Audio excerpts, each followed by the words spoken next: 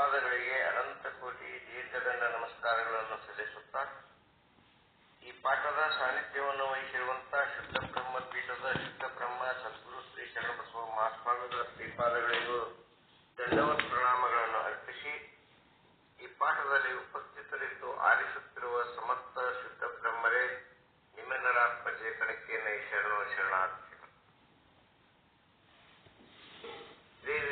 ನಿತ್ಯದಾಸ್ಯರು ರಚಿಸಿದಂತಹ ಗ್ರಂಥ ಶ್ರೀ ವಿಚಾರ ಸಾಗರ ಅನ್ನುವ ಗ್ರಂಥದೊಳಗಿನ ತರಂಗ 4 ವಿಷಯಾಂಕ 179 ದೋಹಾ 100ರಲ್ಲಿ ಬರ್ತಕ್ಕಂಥ ವಿಷಯ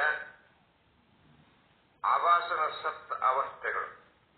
ಆ ಆವಾಸನ ಸಪ್ತ ಅವಸ್ಥೆಗಳ ಪೈಕಿ ಒಂದು ಅಜ್ಞಾನ, ಇನ್ನೊಂದು ಆವರಣ ಅಂತಕ್ಕಂಥ ವಿಷಯವನ್ನು ಗುರುಗಳು ನಿನ್ನೆ ದಿವಸ ನಮಗೆಲ್ಲ ಉಪದೇಶವನ್ನು ಮಾಡಿದರು.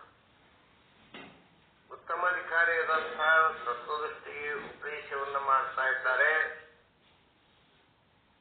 ವಿಷಯಾಂಕ 180ರಲ್ಲಿ ಏನು ಇವತ್ತ ಭ್ರಾಂತಿ ವಿಕ್ಷೇಪ, ಈಗಾಗಲೇ ಅಜ್ಞಾನ ಮತ್ತು ಆವರಣಗಳನ್ನ ನೋಡಿದ್ದಾಗಿದೆ.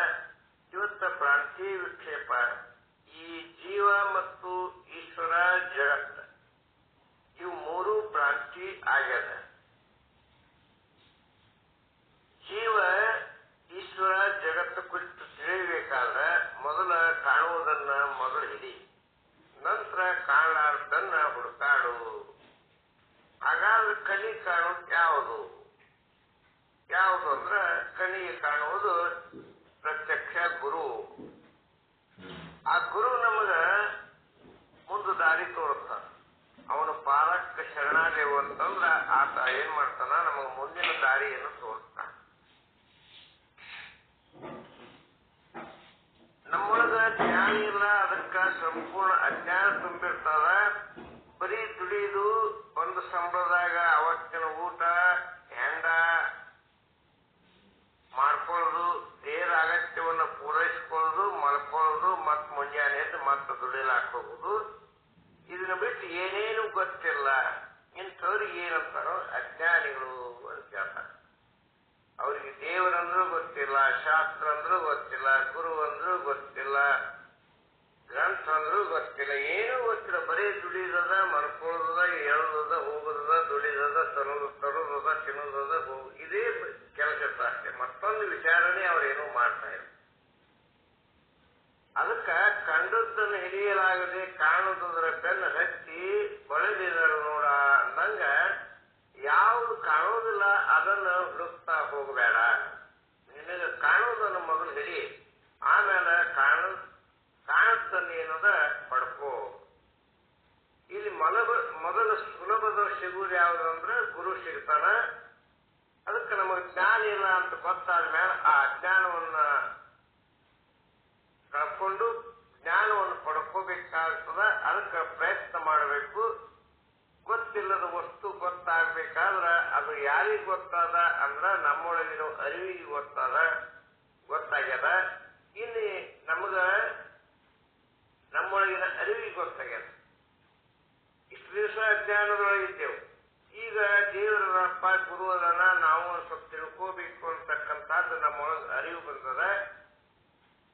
ಇನ್ನು ಎರಡನೇದು ಬ್ರಹ್ಮದಾನ, ಅದು ತೋರುವಂತೆ ಅಜ್ಞಾನ ಆಗ್ಯದ. ಆವರಣ ಮಾಡಿದ ಅಜ್ಞಾನ ನಮಗ ಆವರಣ ಮಾಡಿದ. ಅದಕ್ಕ ಅಜ್ಞಾನಕ್ಕೆ ಎರಡು ಶಕ್ತಿ, ಒಂದು ಆವರಣ ಶಕ್ತಿ, ಇನ್ನೊಂದು ವಿಕ್ಷೇಪ ಶಕ್ತಿ. ಈ ಆವರಣ ಶಕ್ತಿ ಏನ್ ಮಾಡ್ಯದೋ ಅದು ಇನ್ನೊಂದು ವಸ್ತು ಕಾಣದಂಗ ಆವರಣ ಮಾಡ್ಯದ. ಅಜ್ಞಾನ ಅದನ್ನ ಮುಚ್ಚಿ ಹಾಕ್ಯದ. ಈ ಬ್ರಹ್ಮಾಂಡ ನಿರ್ಮಿಸುವ ಮೊದಲ ಯಾರೂ ಇರಲಿಲ್ಲ. ಬ್ರಹ್ಮನಿಗೆ ಬ್ಯಾಸರ ಬರ್ಲಿಕ್ಕತ್ತು. ತಮ್ಮ ವಿನೋದಕ್ಕಾಗಿ 1,000 ಗಂಡುಗಳನ್ನು ತಯಾರು ಮಾಡಿದ್ರಂತ. ಅದರ ಜೊತೆಗೆ 1,000 ಹೆಣ್ಣುಗಳನ್ನು ತಯಾರು ಮಾಡಿದ್ರು. ಇವರಿಬ್ಬರು ಒಂದು ಕಡೆ ಸೇರಿದ ಕತ್ತಲದ ವ್ಯವಹಾರ ಪ್ರಾರಂಭ ಆಗಿ ಗದ್ದಲಕ್ಕೆ ಬೀಳ್ತದ ಅಂತ ಹೇಳಿ ನಾರದ ಮುನಿಗಳು ಏನ್ ಮಾಡಿದ್ರು, ಈ 1000 ಹೆಣ್ಣು ಮಕ್ಕಳನ್ನು ಬೇರೆ ಕಡೆ ತಗೊಂಡು ಹೋಗಿ ಇಟ್ಟು ಅವರು ಅಲ್ಲೇ ಸಾಧನೆ ಮಾಡಿ ಸ್ವರ್ಗಕ್ಕೆ ಹೋಗಿಬಿಟ್ರು. ಆಗ ಬ್ರಹ್ಮ ವಿಚಾರ ಮಾಡ್ದ, ಸೃಷ್ಟಿನೇ ಬೆಳೆಯುತ್ತಲ್ಲ ಅಂತ ವಿಚಾರ ಮಾಡಿ ಮತ್ತೆ 1000 ಹೆಣ್ಣ 1000 ಗಂಡುಗಳನ್ನು ಸೃಷ್ಟಿ ಮಾಡಿದ. ಮತ್ತೆ ನಾರದ್ರು ಏನ್ ಮಾಡಿದ್ರು, ಅದೇ ರೀತಿ ಮಾಡಿಬಿಟ್ರು.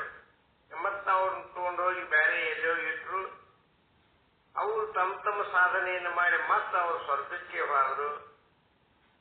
ಬ್ರಹ್ಮ ಮತ್ತೆ ನೋಡಿದ ಸೃಷ್ಟಿ ಬೆಳವಣಿಗೆಯಲ್ಲಿ ಏನೂ ಬದಲಾವಣೆ ಆಗಲಿಲ್ಲ. ಈ ಬಾರಿ ನೋಡೇ ಬಿಡಬೇಕು ಅಂತೇಳಿ ಎಲ್ಲಿ ತಪ್ಪು ನಡೀತದ ಅಂತ ಹೇಳಿ 3ನೇ ಬಾರಿ ಮತ್ತೆ 1,000 ಹೆಣ್ಣ 1,000 ಗಂಡುಗಳನ್ನು ಸೃಷ್ಟಿ ಮಾಡಿ ಅವುಗಳ ಮೇಲೆ ನಿಗಾವಣೆಯನ್ನು ಇಟ್ಟ. ನೋಡ್ರ, ತನ್ನ ಮಗನೇ ತನ್ನ ಸೃಷ್ಟಿ ಕಾರ್ಯಕ್ಕೆ ಅಡತಡೆ ಮಾಡ್ಲಿಕ್ಕಟ್ಟಾನ ಅಂತ ಗೊತ್ತಾಯ್ತು. ಅದನ್ನು ಅರ್ಥಂತ ಬ್ರಹ್ಮ ನಾರದರನ್ನ ಕಟ್ಟಿ ಹಾಕಿದಂತ. ಹಿಂಗ ಒಂದು ಪುರಾಣದ ಕಟ್ಟಿ ಬರ್ತದೆ. ಕಟ್ಟಿ ಹಾಕುವುದು ಅಂದ್ರೇನು? ಅದೇ ತಿಳಿಯಲಾರ್ದಂಗ ಮಾಡೋದು ಕಟ್ಟಿ ಹಾಕುವುದು ಅಂತ. ಗೊತ್ತಾಗಲಾರ್ದಂಗ ಮಾಡೋದು. ಪುರಾಣಗಳಲ್ಲಿ ಆವರಣ ದೋಷ ಅಂದ್ರೆ ಏನು ಗೊತ್ತಾಗಲಿ ಅಂತ ಹೇಳಿ ಈ ರೀತಿ ಕಥೆಗಳನ್ನು ಸೃಷ್ಟಿ ಮಾಡ್ಯಾರ. ಈ ರೀತಿ ಆವರಣ ಅಂದ್ರೆ ತಿಳಿಯದಂಗ ಮಾಡುವುದು. ಇಲ್ಲಿ ಬ್ರಹ್ಮನನ್ನು ಅಜ್ಞಾನ ಆವರಣ ಮಾಡ್ಯಾರ. ಆ ಅಜ್ಞಾನಕ್ಕೆ ಇನ್ನೊಂದು ಶಕ್ತಿ ಅದು ವಿಕ್ಷೇಪ ಶಕ್ತಿ. ಅದು ಏನ್ ಮಾಡ್ತದ? ಇದ್ದದ್ದನ್ನ ಮರಿ ಮಾಡ್ತದ, ಇಲ್ಲದನ್ನ ತೋರ್ತದ. ಹಗ್ಗ ಮರಿ ಮಾಡ್ತದ, ಸರ್ಪವನ್ನು ತೋರ್ತದ. ಹಾವ ಮತ್ತು ಹಗ್ಗ ದೃಷ್ಟಾಂತವಾದ್ರ ಇಲ್ಲಿ ಸೃಷ್ಟಿ, ಇಲ್ಲಿ ಸ್ಪಷ್ಟವಾಗಿ ಜೀವ ಈಶ್ವರ ಜಗತ್ತನ್ನು ತೋಡ್ಲಾಕತ್ಯಾರ. ಇವು 3 ಕಲ್ಪಿತ ವಸ್ತುಗಳು. ಅಜ್ಞಾನಕ್ಕೂ 2 ಶಕ್ತಿ ಅದಾವ. ಒಂದು ಆವರಣ ಶಕ್ತಿ, ಇನ್ನೊಂದು ವಿಕ್ಷೇಪ ಶಕ್ತಿ. ಆವರಣ ಶಕ್ತಿ ಬ್ರಹ್ಮನನ್ನ ಮುಚ್ಚಿ ಹಾಕ್ಯದ, ಮತ್ತು ವಿಕ್ಷೇಪ ಶಕ್ತಿ ಕಲ್ಪಿತ ಜೀವ ಜಗತ್ತು ಮತ್ತು ಈಶ್ವರನನ್ನು ತೋರಿಸ್ತದೆ. ಸೃಷ್ಟಿಯ ನಿಯಮದಂತೆ ಕೋಳಿಯಲ್ಲಿ ಕೋಳಿ ತತ್ತಿ, ಹಾವಿನೊಳಗ ಹಾವಿನ ತತ್ತಿ, ನವಿಲಿನೊಳಗ ನವಿಲಿನ ತತ್ತಿ ಹೀಗೆ ಉತ್ಪತ್ತಿ ಆಗ್ತವೆಯೋ, ಹೆಂಗ ಉತ್ಪತ್ತಿ ಆಗ್ತವೆಯೋ ಹಾಗೆ ಬ್ರಹ್ಮನಲ್ಲಿ ಉತ್ಪತ್ತಿ ಆದದ್ದೇ ಬ್ರಹ್ಮಾಂಡ. ಅದಕ್ಕ ಈ ಜಗತ್ತು ಬ್ರಹ್ಮನ ಅಂಡ, ಬ್ರಹ್ಮಾಂಡ. ಕೋಳಿ ತತ್ತಿಯೊಳಗ ಕೋಳಿ ಮರಿ ಬಂದಂಗ ಬ್ರಹ್ಮನ ತತ್ತಿಯೊಳಗ ಬ್ರಹ್ಮನ ಮರಿಗಳೇ ಬರ್ತಾವ. ಅಂದ ಮೇಲೆ ಬ್ರಹ್ಮಾಂಡದ ಸಕಲ ಜೀವರಾಶಿಗಳೆಲ್ಲ ಬ್ರಹ್ಮನ ಮರಿಗಳೇ. ಅದರಂತೆ ಈ ಜೀವ ಜಗತ್ತು ಈಶ್ವರ ಎಲ್ಲವೂ ಬ್ರಹ್ಮನ ಮರಿಗಳೇ. ಕಲ್ಪಿತ ಇದ್ದರೂ ಬ್ರಹ್ಮನ ಮರಿಗಳೇ. ಈಗ ನಾನು ಕೂಡ ಬ್ರಹ್ಮನ ಮರಿನೇ. ಆ ಬ್ರಹ್ಮನ ಮರಿ ಅಂದ್ರ ಬ್ರಹ್ಮನೇ ನಾನಿದ್ರೂ ಕೂಡ ನನ್ನಿಂದ ನಾನು ನನ್ನನ್ನು ಅರಿಯುವುದು ಆಗುತ್ತಿಲ್ಲ. ಇದೇ ಅಭಾನಾಪಾದಕ ಆವರಣ ಅಂತ. ನಾನೇ ಬ್ರಹ್ಮದೀನಿ, ಆದ್ರೆ ನಾನು ಬ್ರಹ್ಮ ಅದೀನಿ ಅಂತ ನನಗೆ ನಾನೇ ತಿಳ್ಕೊಳ್ಳಲಿಕ್ಕೆ ಆಗೋಲ್ತಾಗಿದೆ. ಇದಕ್ಕೆ ಅಭಾನಾಪಾದಕ ಆವರಣ ಅಂತಾರ. ಮತ್ತ ಬ್ರಹ್ಮ ಅದಾನಂತ ನನಗೆ ತೋರುತ್ತಿಲ್ಲ, ಇದು ಅಸತ್ವಾಪಾದಕ ಆವರಣ. ಇದೆಲ್ಲ ಗುರು ತಿಳಿಸಿ ಹೇಳಿದ ಮೇಲೂ ಬ್ರಹ್ಮ ಕಾಣುತ್ತಿಲ್ಲ ಅಂದ್ರ ಎತ್ತ ಸೃಷ್ಟಿ ತತ್ರ ಬ್ರಹ್ಮ ದರ್ಶನಂ ಅನ್ನುವಂಗ ಇರಬೇಕು. ಹೊರಗಿನ ಜಗತ್ತಿನಲ್ಲಿ ಏನೇನು ನೋಡ್ತೀವಿ ಅದರಲ್ಲೆಲ್ಲ ಬ್ರಹ್ಮನನ್ನು ನೋಡಬೇಕು. ಆಗ ಒಳಗೂ ಬ್ರಹ್ಮನೇ ಕಾಣ್ತಾನ. ಸತ್ವಾಪಾದಕ ಕಳ್ಕೊಳ್ಳುವುದಕ್ಕೆ ಉತ್ತಮವಾದಂತಹ ವಚನ ಅಂತಂದ್ರ ಜಗದಗಲ ಮುಗಿಲಗಲ ಮಿಗೆಯಗಲ ನಿಮ್ಮಗಲ ಪಾತಾಳದಿಂದ ಶ್ರೀಪಾದ ಆಕಾಶದಿಂದ ತತ್ವ ನಿಮ್ಮ ಶ್ರೀಮುಖ ಅಂತ ಏನ್ ಹೇಳ್ಯಾರಲ್ಲ, ಈ ವಚನ ಅದಕ್ಕೆ ಉತ್ತಮವಾದಂತಹ ಒಂದು ನಿದರ್ಶನ. ಎಲ್ಲಿ ನೋಡಿದ್ರು ಆಕಾಶದಿಂದ ತತ್ತ ಆ ಬ್ರಹ್ಮ ಶ್ರೀಮುಖ ಐತಿ, ಶಿರ ಐತಿ, ಪಾತಾಳದಿಂದ ತತ್ತ ಪಾದ ಐತಿ, ಅಗಮ್ಯ ಅಗೋಚರ ಐತಿ. ಅಂದ ಮೇಲೆ ಎಲ್ಲೆಲ್ಲಿಯೂ ಅವನನ್ನು ಬಿಟ್ಟು ಬೇರೆ ವಸ್ತುನೇ ಇಲ್ಲ, ಬೇರೆ ಸ್ಥಾನನೇ ಇಲ್ಲ ಅಂತ. ಅದಕ್ಕ ಅಭಾನಪಾದಕ ಆವರಣ ನಿವಾರಣೆಗೆ ಏನ್ ಮಾಡ್ಕೋಬೇಕಂದ್ರ ಸದಾ ಅಹಂ ಬ್ರಹ್ಮಾಸ್ಮಿ, ಅಹಂ ತದ್ರೂಪ ಬ್ರಹ್ಮ, ಅಹಂ ಚಿದ್ರೂಪ ಬ್ರಹ್ಮ, ಅಹಂ ಆನಂದ ರೂಪ ಬ್ರಹ್ಮ, ಅಹಂ ಪೂರ್ಣ ರೂಪ ಬ್ರಹ್ಮ ಅಂತ ಉಸಿರಿಗೊಮ್ಮೆ ನುಡಿದ ಹೆಸರಿಲ್ಲದ ನಿನಗೆ ಒಂದು ಹೆಸರಿಟ್ಟು ಕರೆದಾಗ ಹ್ಯಾಂಗ ತಕ್ಷಣ ಉತ್ತರಿಸ್ತಿ ನೋಡು, ಹ್ಯಾಂಗ ತಕ್ಷಣ ಹೊಳಿ ನೋಡ್ತೀವಿ, ಪ್ರತಿಕ್ರಿಯೆಯನ್ನು ಮಾಡ್ತೀವಿಲ್ಲ, ಹಂಗ ಉಸಿರಿನಲ್ಲಿ ನಾನೇ ಬ್ರಹ್ಮ ಅಂತಂದ್ರ ಆಗ ಅಭಾನಾಪಾದಕ ಆವರಣ ನಿವಾರಣೆಯಾಗಿ ಅಹಂ ಬ್ರಹ್ಮಾಸ್ಮಿ ಆಗ್ತೀನಿ ಅಂತ ಗುರುಗಳು ನಿನ್ನೆ ದಿವಸ ನಮಗೆ ಹೇಳು.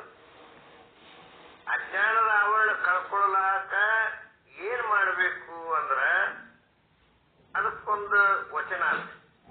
ಮಡಿಕೆಯ ಮಾಡುವರು ಮಣ್ಣೆ ಮೊದಲು, ತೊಡಿಗೆಯ ಮಾಡುವರು ಹೊನ್ನೆ ಮೊದಲು.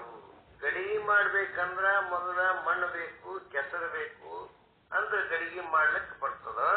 ಹಂಗ ಬಂಗಾರದ ಆಭರಣ ಮಾಡಬೇಕಾದ್ರೂ ಮೊದಲು ಬಂಗಾರ ಬೇಕು. ಆಭರಣವನ್ನು ಮಾಡ್ಬೇಕಾದ್ರೆ ಮೊದಲು ಬಂಗಾರ ಬೇಕು. ಹಂಗ ಶಿವಪಥ ಅರಿದೊಡೆ ಗುರುಪಥ ಮೊದಲು ಅಂದ್ರ ಈ ಬ್ರಹ್ಮನನ್ನು ಅರಿಬೇಕಾದ್ರೆ ಮೊದಲು ಗುರು ಬೇಕು. ಆ ಗುರು ಹೊರಗೆ ಹೋಗೋಣ ಸಿಕ್ಕೇ ಬಿಡುವುದಿಲ್ಲ. ನಾನೇನು ಹುಡುಕ್ಬೇಕಾಗ್ತದೆ. ಎಲ್ಲಿ ಹುಡುಕಬೇಕು? ಸಾವಿರಾರು ಜನ ಗುರುಗಳು ನಮಗ ಬೇಕಾದ್ರೆ ಏನ್ ಸಾವಿರಾರು ಜನ ಗುರುಗಳು ಅಂದಾರ, ನಮಗ್ ಬೇಕಾದ್ರೆ ಏನ್ ಮಾಡ್ಬೇಕು? ಕೂಡಲ ಸಂಗನ ಶರಣರ ಅನುಭವವೇ ಮೊದಲು ಅಂತಾರೆ. ಸಾಕಷ್ಟು ಜನ ಹೊರಗ್ ಗುರುಗಳು ಅದಾರ, ನಮಗ ಅವರೊಳಗೊಬ್ಬ ಗುರು ಬೇಕಾಗ್ಯದ. ಮತ್ತು ಅವರೊಳಗೆ ಯಾರನ್ನ ಆರಿಸ್ಕೊಳ್ಬೇಕು ಅಂತಂದ್ರ ಏನ್ ಹೇಳ್ತಾರ? ಶರಣರ ಅನುಭವವೇ ಮೊದಲು ಅಂತಾರೆ. ಎಲ್ಲಿ ಶರಣರ ಅನುಭವ ಇರ್ತದ ಅಲ್ಲಿ ಹೋಗಿ ನಾವು ಕೂಡಬೇಕು. ಶರಣರ ಸಂತರ ಮಹಾಂತರ ಅನುಭವ ಗೋಷ್ಠಿಯೊಳಗೆ ಹೋಗಬೇಕು. ಅವರ ಅನುಭವದ ನುಡಿ ಶಾಸ್ತ್ರಗಳನ್ನು ಕೇಳಬೇಕು. ಅಂಥ ಸತ್ಸಂಗಗಳಲ್ಲಿ ಕುಳಿತು ಆಲಿಸಿದಾಗ ಅಲ್ಲಿ ಪ್ರವಚನ ಮಾಡುವಂತ, ಶಾಸ್ತ್ರ ಹೇಳುವಂತ ಮಹಾಜ್ಞಾನಿಗಳು ಇರ್ತಾರ. ಅವರು ಉಪದೇಶಗಳನ್ನು ಆಲಿಸಿದಾಗ ಅವರೊಳಗ ನನಗೆ ಬೇಕಾದಂತ ಯೋಗ್ಯ ಗುರು ಯಾರು ಅದಾರ ಅಂತ ನಿಶ್ಚಯ ಮಾಡಿಕೊಳ್ಬೇಕು. ಆಗ ಆ ಗುರುವಿಗೆ ಶರಣಾಗಬೇಕು. ಶರಣಾಗಿ ಅವರು ಏನರೇ ಬ್ರಹ್ಮೋಪದೇಶ ಮಾಡಿದ್ರ ಕೇಳಬೇಕು. ಮಾಡದೇ ಇದ್ರ, ಹೇಳದೇ ಇದ್ರ, ಅವ್ರು ಏನನ್ನು ಸಾಧನೆ ಮಾಡ್ತಿರ್ತಾರ ಅದನ್ನೇ ನಾವು ಅನುಸರಿಸಬೇಕು. ಒಂದು ಬಾರಿ ಗುರು ಅಂತ ಒಪ್ಪಿಕೊಂಡ ಮೇಲೆ ಅಲ್ಲಿ ಏನೂ ಅನ್ಯ ಭಾವಿಸಬಾರದು. ಮಾತು ಬಲ್ಲ ಮಹಾಜ್ಞಾನಿಗಳ ಕೂಡ ಕೋತಿ ಹಂಗ ಬೆನ್ನತ್ತಬೇಕು ಅಂತೇನ ಹೇಳಾದ ಅನುಭವಿಗಳು. ಹಂಗ ಈ ರೀತಿ ನಾವು ಗುರುವಿನಲ್ಲಿ ಶರಣಾದ ಬಳಿಕ ಆ ಗುರು ಪೂರ್ವ ಅಂದ್ರ ಪೂರ್ವಕ್ಕೆ, ಪಶ್ಚಿಮ ಅಂದ್ರ ಪಶ್ಚಿಮನೇ ಇರಬೇಕು, ಪಶ್ಚಿಮಕ್ಕೆ ಪೂರ್ವ ಅಂದ್ರ ಪಶ್ಚಿಮನೇ ಇರಬೇಕು. ಹಿಂಗ ಆ ಗುರು ಏನ್ ಹೇಳ್ತಾನ ಅದನ್ನೇ ನಂಬಿಕೊಂಡು ಅದನ್ನೇ ಅನುಸರಿಸಿದ್ರೆ ನಾವು ಆಧ್ಯಾತ್ಮದ ಸಾಧನೆಯನ್ನು ಮಾಡ್ಲಿಕ್ಕೆ ಸಾಧ್ಯದ. ಆಗ ಗುರು ನಮ್ಗೆ ಒಲಿತನ ಯೋಗ್ಯ ಮಾರ್ಗದರ್ಶನವನ್ನು ಮಾಡ್ತಾನೆ. ಈ ರೀತಿಯಾಗಿ ಅಸತ್ವಾಪಾದಕ ಮತ್ತು ಆವರಣಗಳನ್ನ ದೂರ ಮಾಡಿಕೊಳ್ಳಲಾಕ ಸದ್ಗುರುವಿಗೆ ಶರಣಾಗಿ ಆವರಣಗಳನ್ನು ಕಳ್ಕೊಳ್ಬೇಕು ಅಂತೇಳಿ ಈ ಮೂರು ಸಮಸ್ಯೆಗಳಾದಂತಹ ಅಜ್ಞಾನ, ಆವರಣ, ಅಭಾನಪಾದಕ ಆವರಣ ಮತ್ತು ಅಸತ್ವಾಪಾದಕ ಆವರಣಗಳಲ್ಲಿ ಹೆಂಗಿರ್ತಾವ ಅವುಗಳನ್ನು ನಾವು ಹಂಗ ಕಳ್ಕೊಳ್ಬೇಕು ಅಂತಕ್ಕಂಥದ್ದು ಆವಾಸನ ಸತ್ತ ಅವಸ್ಥೆಗಳಲ್ಲಿ ಏನದಾವಲ್ಲ ಆ ಆವಾಸನ ಸತ್ತ ಅವಸ್ಥೆಗಳ ಪೈಕಿ ಅಜ್ಞಾನ ಮತ್ತು ಆವರಣಗಳನ್ನು ಬಿಟ್ಟು ನಿನ್ನೆ ದಿವಸ ನಮಗೆ ಗುರುಗಳು ಉಪದೇಶವನ್ನು ಮಾಡಿದ ಈ ಒಂದು ಮುಖ್ಯಾಂಶಗಳನ್ನು ಸದ್ಗುರುವಿನ ಪಾದಕ್ಕೆ ಅರ್ಪಿಸಿ ಈ ಒಂದು ವಾಣಿಗೆ ವಿರಾಮವನ್ನು ಹೇಳ್ತೀನಿ. ಓಂ ಶಾಂತಿ ಶಾಂತಿ ಶಾಂತಿ.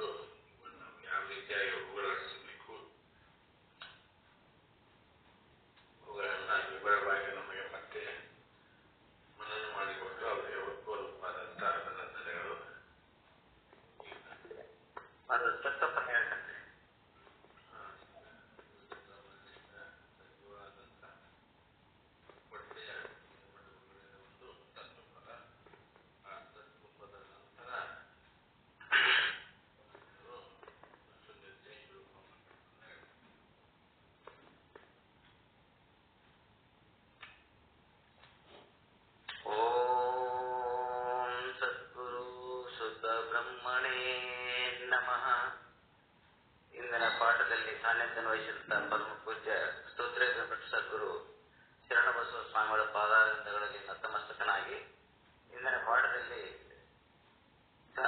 ಉಪಸ್ಥಿತರಿರುವ ಸಮಸ್ತ ಶುದ್ಧ ಬ್ರಹ್ಮ ಸ್ವರೂಪದ ಚೈತನ್ಯಾತ್ಮಕ್ಕೆ ಶರಣಂದು ಈಗ ಬಾಲಲೀಲ ಮಹಂತ ಸೇವೆಗಳು ಬರ್ತಕ್ಕಂಥ ಒಂದು ತತ್ವಪದ ಅರಪೂಜೆ ಗುರು ಸೇವೆ ವರ ಪುಣ್ಯವಿಲ್ಲದೆ ಬರೆದೆ ಸುಖ ಹೋಗುವ ದೊರಕುವುದಂತೆ ಆತ್ಮ ಅಂತಕ್ಕಂಥ ಒಂದು ತತ್ವಪದವನ್ನು ತಮ್ಮೆಲ್ಲರ ಪ್ರಸ್ತುತಪಡಿಸ್ತಾ ಇದ್ದೇನೆ.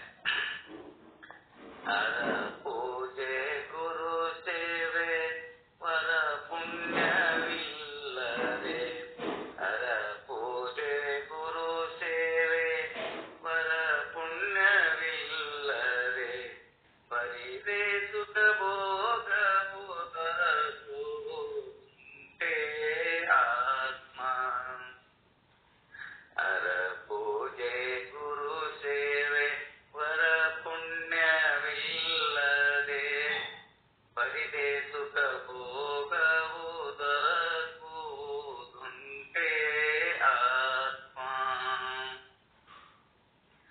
ಹಣವಿದ್ದಾಗಲೇ ಭಕ್ತಿ ನೆನವಿದ್ದಾಗಲೇ ಸೇವೆ ಗುಣವಿದ್ದಾಗಲೇ ಮಾಡಿ ಮುಕ್ತಿ ಪಡೆಯಾತ್ಮ.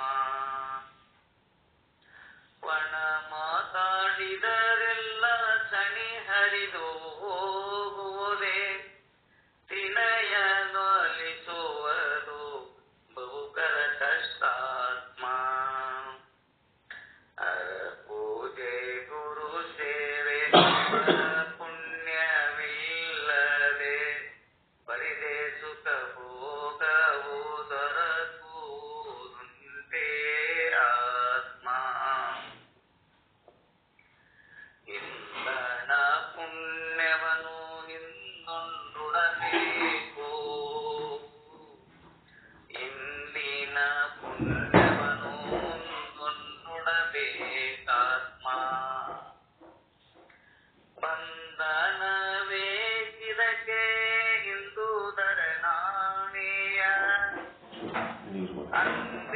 ಅಂದೇವಿಲ್ಲವು ಸಂದೇಹವಿಲ್ಲವು ತಿಳಿಕಂಡೇ ಆತ್ಮ.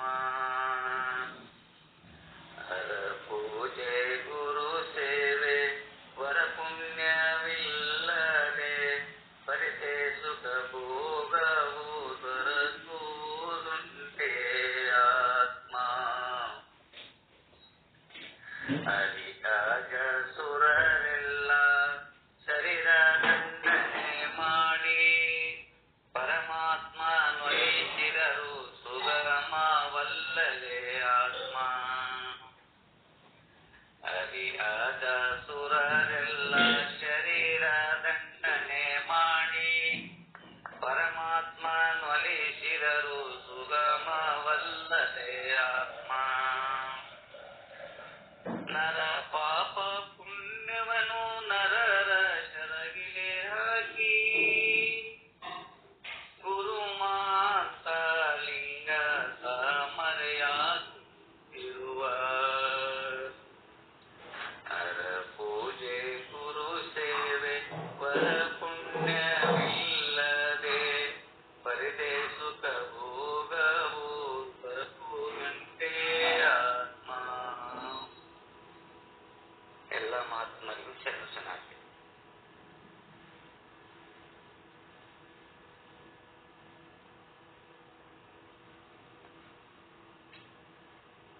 ತುಂಬಾ ಧನ್ಯವಾದಗಳು. ಶುದ್ಧ ಬ್ರಹ್ಮನ ಸದ್ಗುರುಗಳಾದಂಥ ಭಟ್ಟಯ್ಯ ಬೀಗರು ಸುಸ್ವಾದವಾದ ಉತ್ತರವಾದ ಚಿಂತನೆಯಿಂದ ಸುಮಧುರವಾದ ಸದ್ಗುರುಗಳನ್ನು ನುಡಿಸಿಕೊಟ್ಟರು. ಅಭಿನಂದನೆಗಳು.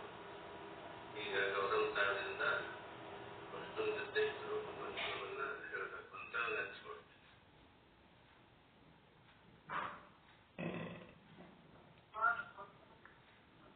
ಎಲ್ಲರಿಗೂ ನಮಸ್ಕಾರಗಳು. ಓಂ ಶ್ರೀ ಸದ್ಗುರು ಶುದ್ಧ ಬ್ರಹ್ಮಣೇ ನಮಃ.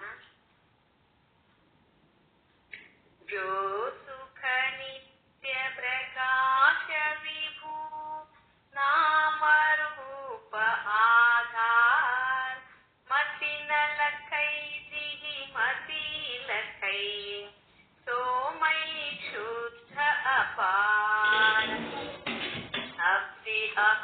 स्वरूप मम लहरी विष्णु महेश विधिरविचन्द्रावरुणयम शक्ति धनेश गणेश या कृपालु सर्वज्ञ को हिय धारत मुनि ध्यान ताको उपादितै मोमयि विद्यावान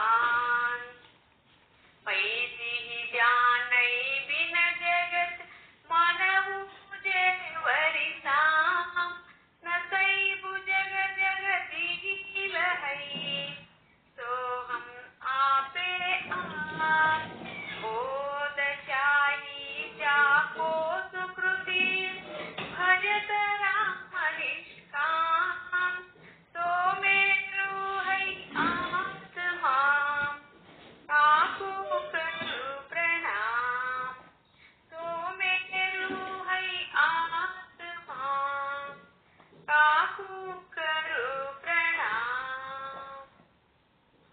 सद्गुरु श्री पंडित पीताम्बर श्री महाराज की जय। सद्गुरु श्री साधु निश्चलदास जी महाराज की जय। सद्गुरु श्री शरणबसव स्वामी जी महाराज की जय। जय मंगलम जय नम पार्वती पति शिव हर हर ಮಹಾದೇವ। ಎಲ್ಲರಿಗೂ ಶರಣು ಶರಣಾರ್ಥಿಗಳು।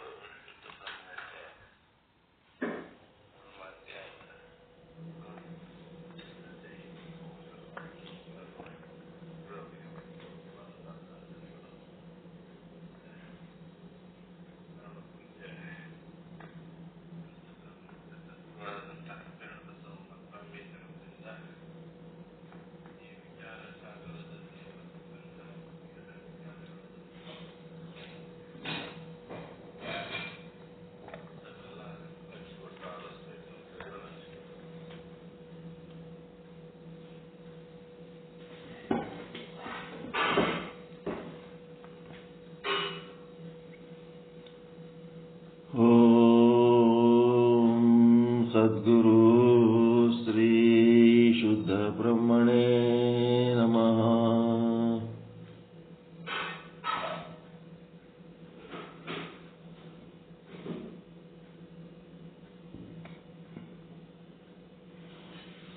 ಸಮಸ್ತ ಶುದ್ಧ ಬ್ರಹ್ಮ ಸ್ವರೂಪರಲ್ಲಿ ಅನಂತ ಅನಂತ ಪ್ರಣಾಮಗಳು.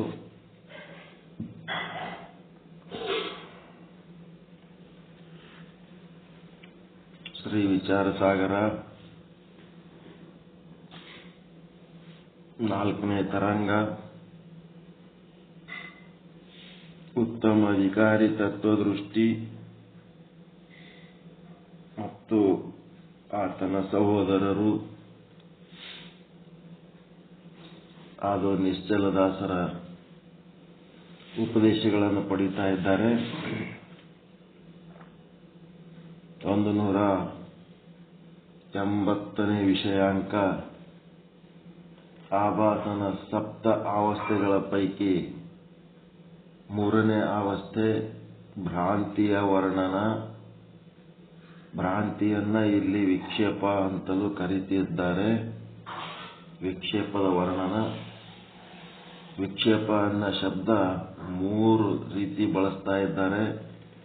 ಒಂದು ಮನಸ್ಸಿನ ಚಂಚಲತೆ, ಇನ್ನ ಒಂದು ದೋಷ, ಮಲದೋಷ, ವಿಕ್ಷೇಪ ದೋಷ, ಅದು ಮನಸ್ಸಿನ ಚಂಚಲತೆ. ಮತ್ತೆ ಇನ್ನೊಂದು ಕಡೆಯಲ್ಲಿ ಬಳಸಿರೋದು ವಿಕ್ಷೇಪ ಅಂತ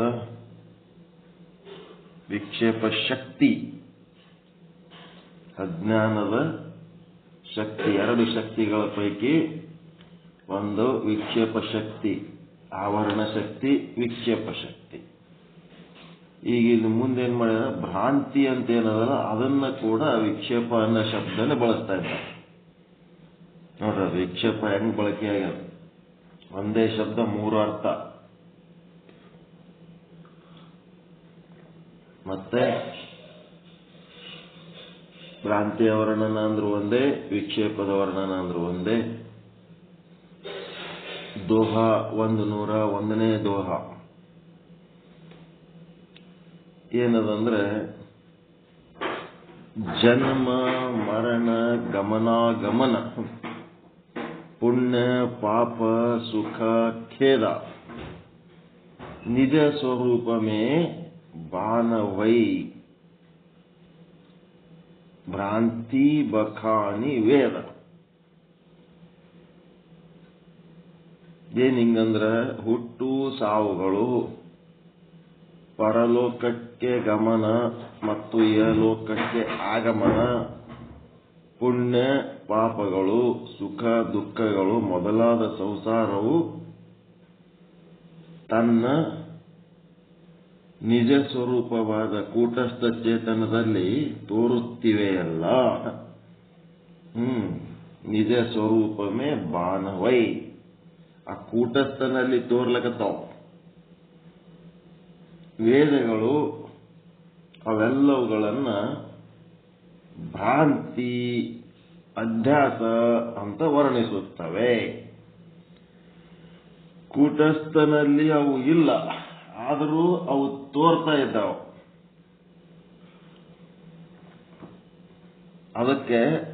ಅದಕ್ಕೆ ಭ್ರಾಂತಿ ಅಂತಾರೆ. ಕಬ್ಬಿಣ ಕಾಸಿ ಕೆಂಪು ಕಾಸಿಟ್ಟರ ಅದು ಅಗ್ನಿ ಏನಾಗ್ಲಿಕ್ಕತ್ತದಂದ್ರ ಕಬ್ಬಿಣದಾಗ ತೋರ್ಲಕತ್ತ. ಕಬ್ಬಿಣದಾಗ ಕಬ್ಬಿಣವನ್ನು ಮಾರಿಸಿ ಅಗ್ನಿ ಏನಂಗೆ ಕಾಣ್ಲಕತ್ತದ ಕೆಂಪು. ಆ ಅಗ್ನಿ ಆ ಕಬ್ಬಿಣದ ಸ್ವಭಾವ ಅಲ್ಲವು.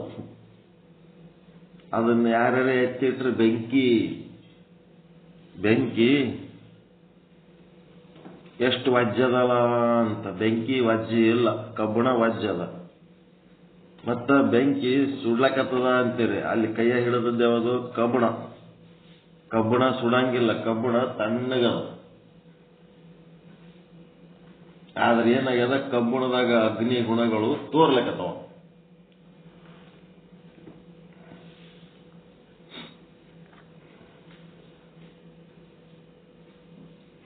ಇಲ್ಲಿ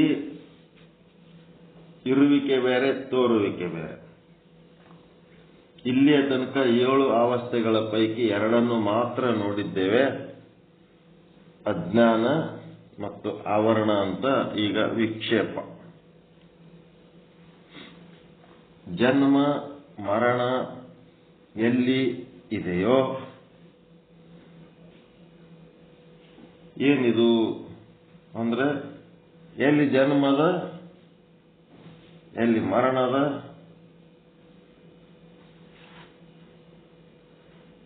ಅದು ಇದ್ದಲ್ಲಿ ಇದು ಇದ್ದಲ್ಲಿ ಅದು. ಜನ್ಮ ಮರಣ ಎಲ್ಲಿ ಜನ್ಮದ ಅಲ್ಲಿ ಏನಿರಲೇಬೇಕು? ಹುಟ್ಟ್ಯಾದಂದ್ರೆ ಅದು ಸಾಯಲೇಬೇಕು. ಎಲ್ಲಿ ಜನನಾದ ಅಲ್ಲಿ ಮರಣ ಇರಬೇಕು. ಹುಟ್ಟಿದ್ದು ಸಾಯುತ್ತದೆ, ಅರಳಿದ್ದು ಬಾಡುತ್ತದೆ, ಬಂದದ್ದು ಹೋಗುತ್ತದೆ, ಕಟ್ಟಿದ್ದು ಬೀಳುತ್ತದೆ. ಇದೆಲ್ಲ ನಿಯಮ.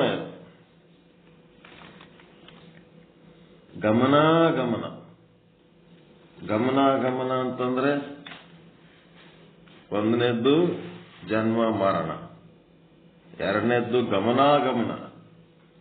ಈ ಲೋಕದಿಂದ ಪರಲೋಕಕ್ಕೆ ಹೋಗೋದು, ಪರಲೋಕದಿಂದ ಮತ್ತೆ ಈ ಲೋಕಕ್ಕೆ ಬರುವುದು.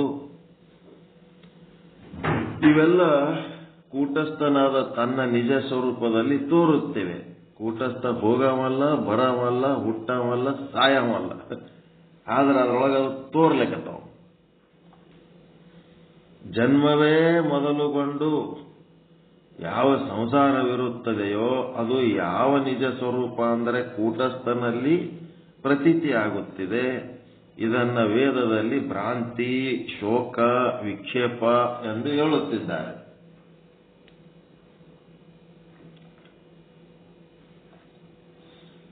ಅದಕ್ಕೆ ಸಂಸಾರ ಎಂದರೇನು, ಸಂಸಾರಕ್ಕೊಂದು ಸರಿಯಾದ ಅರ್ಥ ಇಲ್ಲಿ ತನಕ ಯಾರು ಹೇಳಿಲ್ಲ.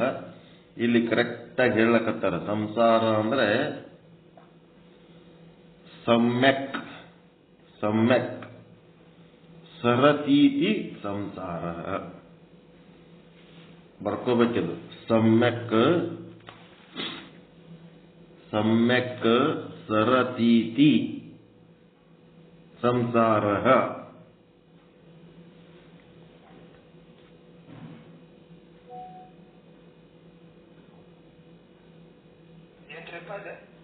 ಸಂಸಾರ ಸಮ್ಯಕ್ ಸಮ್ಯಕ್ ಸರತೀತಿ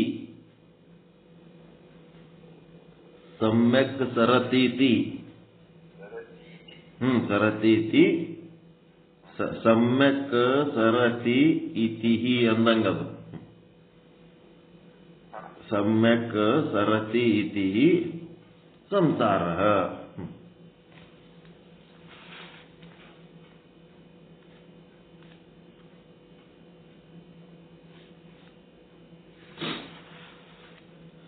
ಈಗ ಸರತಿ ಸರತಿ ಅಂದ್ರೆ ಏನು?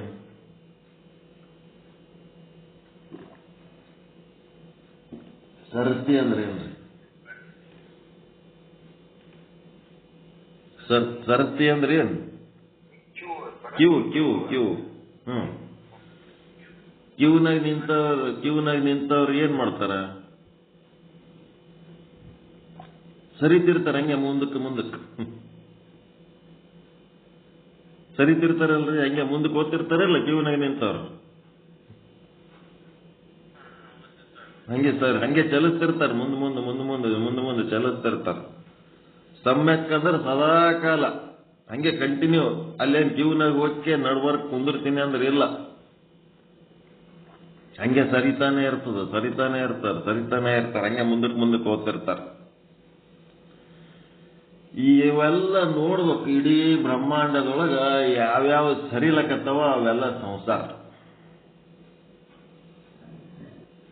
ಅವೆಲ್ಲ ಸಂಸಾರ.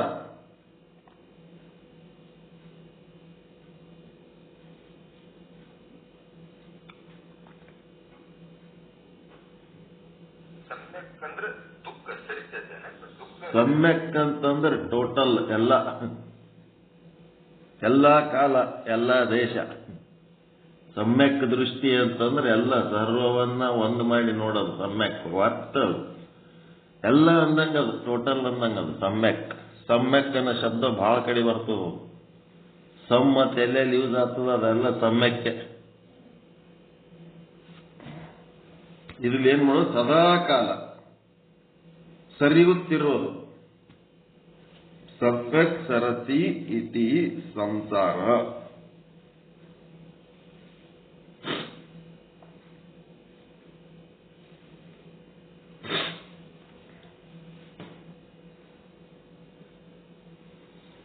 ತಾಯಿ ಗರ್ಭದಿಂದ ಸರಿದು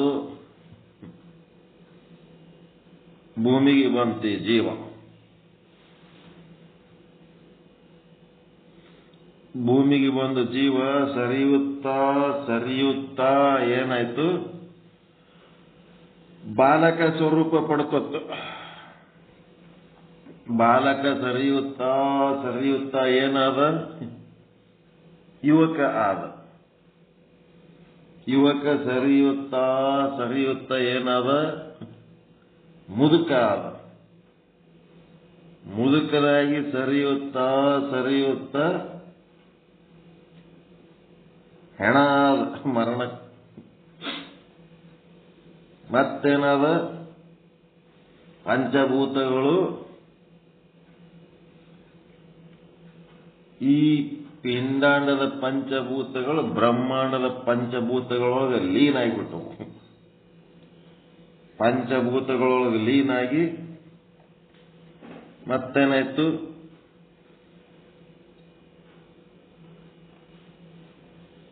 ಹುಟ್ಟಿದ್ದು ಸತ್ತತ್ತು. ಮತ್ತೆ ಸತ್ತದ್ದೇನಾಗಬೇಕು? ಮತ್ತೆ ಹುಟ್ಟಬೇಕು. ಅದಕ್ಕೆ ಪುನರ್ಜನ್ಮ. 84 ಲಕ್ಷ ಜೀವರಾಶಿಗಳಲ್ಲಿ ಭವಚಕ್ರಗಳಲ್ಲಿ ಮತ್ತೆ ಜನಿಸಿ ಬರೋದು, ಮತ್ತೆ ತಾಯಿ ಗರ್ಭಕ್ಕೆ ಬರೋದು, ಮತ್ತೆ ಬಾಲಕ, ಯುವಕ, ಮುದುಕ, ಮರಣ, ಮತ್ತೆ ಹುಟ್ಟೋದು, ಮತ್ತೆ ಬಾಲಕ, ಸರೆದೇ ಸರೆದು ಸರೆದೇ ಸರೆದು ಸರೆದೇ ಸರೆದು. ಇದರಾಗ ಸರೆದೇವುದು ದೇಹನ ಕೂಟಸ್ಥನ ದೇಹ. ಈ ದೇಹಕ್ಕ ಒಂದು ಜನನ ಅವ, ಉಪಜೀವನ ಅವ, ಮರಣ, ಮತ್ತ ಜನನ, ಉಪಜೀವನ, ಮರಣ. ಮತ್ತ ಪಿಂಡಾಂಡಕ್ಕೆ ಹೇಳದಂಗೆ ಬ್ರಹ್ಮಾಂಡಕ್ಕೆ ಕೂಡ ಅದ. ಅದಕ್ಕೂ ಒಂದು ಸೃಷ್ಟಿ ಅದ. ಇಲ್ಲಿ ಜನನ ಅಂತೀವಿ, ಅದಕ್ಕೆ ಸೃಷ್ಟಿ ಅಂತೀವಿ. ಮತ್ತೆ 4 ದಿನ ಇರ್ತದ ಬ್ರಹ್ಮಾಂಡ. ಅದಕ್ಕೆ ಸ್ಥಿತಿ ಕಾಲ ಅಂತೀವಿ. ಆಮೇಲೆ ಅದನ್ನು ಒಂದಿನ ಮರೆಯಾಗಿ ಹೋಗ್ತದೆ, ಪ್ರಳಯ ಅಂತೀವಿ. ಅದಕ್ಕೆ ಇಲ್ಲಿ ಸಾವು ಅಂತೀವಿ, ಅಲ್ಲಿ ಬ್ರಹ್ಮಾಂಡಕ್ಕೆ ಪ್ರಳಯ ಅಂತೀವಿ. ಅದು ಒಂದಿನ ಹೋಗ್ತದೆ. ಬ್ರಹ್ಮಾಂಡ ಪಿಂಡಾಂಡ ಇವೆರಡೂ ಸರ್ಕೊತ್ತೋಗದೆ ಸರ್ಕೊತ್ತೋಗದೆ ಸರ್ಕೊತ್ತೋಗದೆ ಸರ್ಕೊತ್ತೋಗದೆ.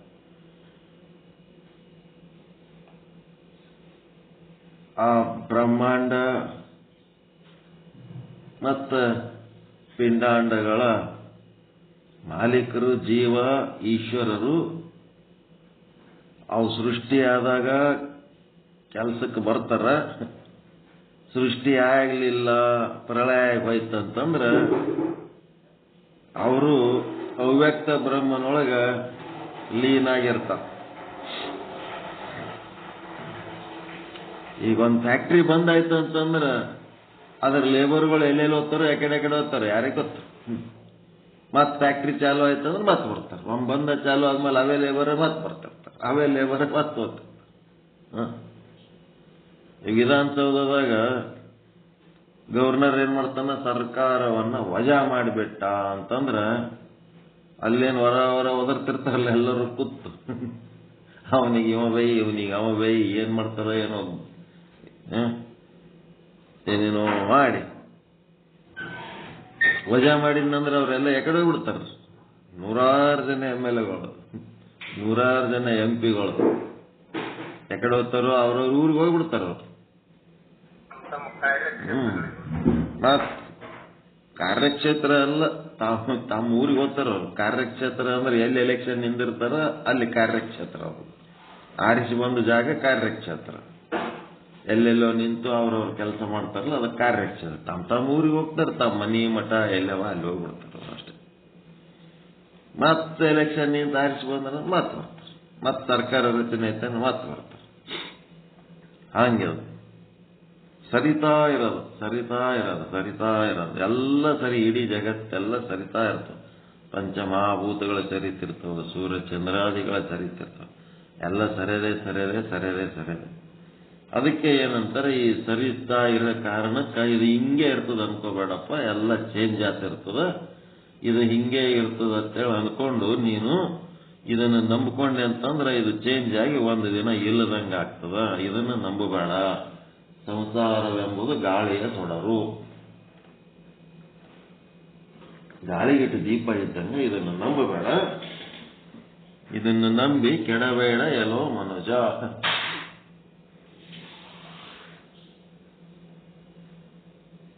ಏನಂತದ, ಈ ಸಂಪತ್ತು ಎಂಬುದು ಸಂತೆಯ ಮಂದಿ. ಯಾವಾಗ ಬರ್ತದೆ ಗೊತ್ತಿಲ್ಲ, ಯಾವಾಗ ಹೋಗ್ತದೆ ಗೊತ್ತಿಲ್ಲ, ಯಾರು ಬರ್ತಾರೆ ಗೊತ್ತಿಲ್ಲ, ಯಾರು ಬರ್ತಾರೆ ಗೊತ್ತಿಲ್ಲ. ಬಿಡದೆ ಪೂಜಿಸು ನಮ್ಮ ಕೂಡಲ ಸಂಗಮ ದೇವನ ಅಂದ್ರೆ ಕೂಟಸ್ಥನ ಸ್ವರೂಪವನ್ನು ಅರ್ಥ ಮಾಡಿಕೊಂಡು ನಿನ್ನ ನಿಜ ಸ್ವರೂಪದೊಳಗ ನೀನಿರು. ನಿಜ ಸ್ವರೂಪದೊಳಗೆ ನೀನಿರಬೇಕು. ನಿನ್ನ ನಿಜ ಸ್ವರೂಪದಾಗ ನೀನಿರೋದು ಬಹಳ ಮುಖ್ಯ ಅದ ನೋಡಪ್ಪ. ಉಳಿದದ್ದೆಲ್ಲ ತಲೆ ಕೆಡಿಸ್ಕೋಬೇಡ ಅಂತ.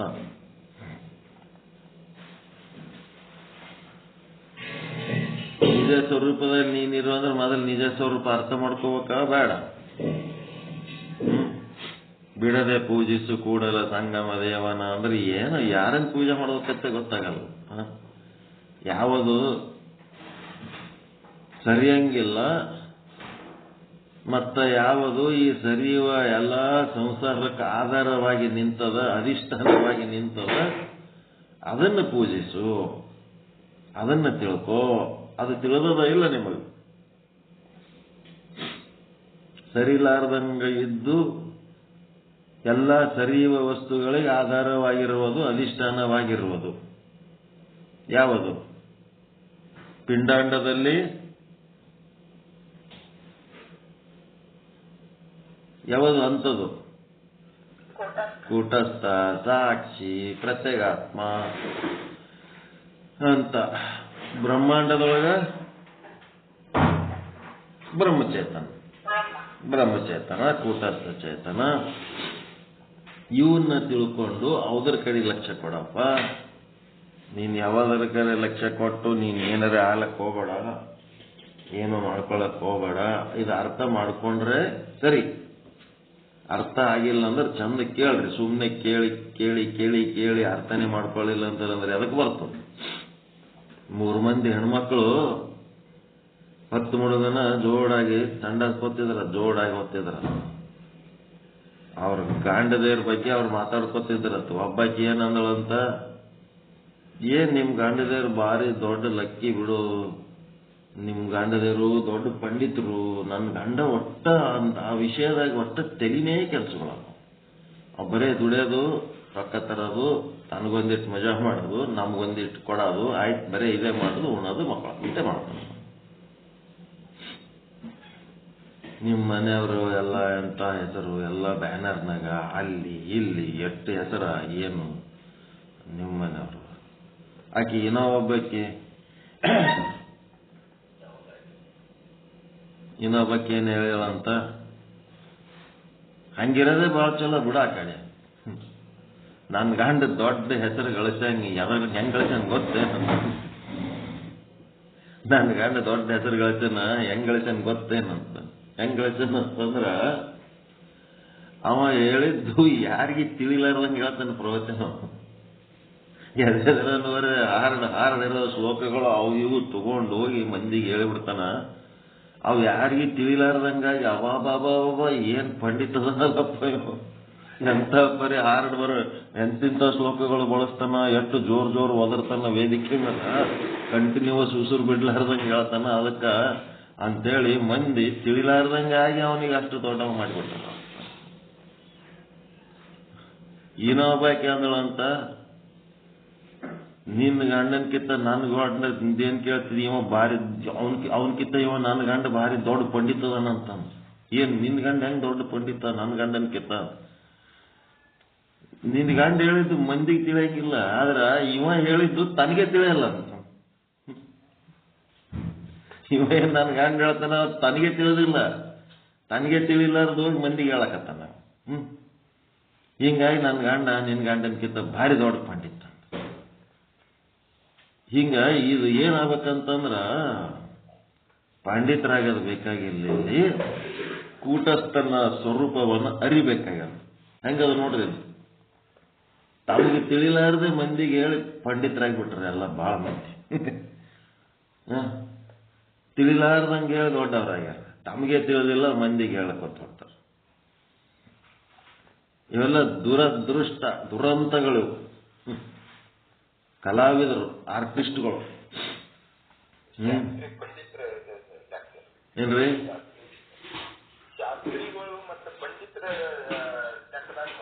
ಅದೇ ಮತ್ತ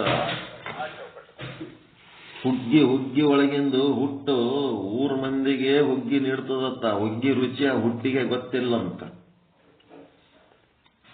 ಹುಗ್ಗಿ ಎಷ್ಟು ರುಚಿ ಆಗ್ಯದ, ಎಷ್ಟು ಬೆಲ್ಲ ಹಾಕ್ಯಾರ, ಏನ್ ರುಚಿ ಅದ ಹಂಗ ಇದೇನದ ತನಗೇ ಗೊತ್ತಿಲ್ಲದ್ದು ಊರ್ ಮಂದಿಗೆ ಊಟಕ್ಕೆ ಆಗ್ತೈತಿ. ಹುಗ್ಗಿ ಒಳಗಿನ ಹುಟ್ಟ ಅಂತಾರ. ಹಂಗ ಇಲ್ಲಿ ಏನಾಗಬೇಕಾಗ್ಯದಪ್ಪ ಅಂತಂದ್ರೆ ಇದನ್ನ ತಿಳ್ಕೋಬೇಕು. ಕೂಟಸ್ಥನ ಸ್ವರೂಪವನ್ನ ತಿಳ್ಕೋಬೇಕು. ಸಚ್ಚಿದಾನಂದ ನಿತ್ಯ ಪರಿಪೂರ್ಣ ಸ್ವರೂಪವನ್ನ ತಿಳ್ಕೋಬೇಕು.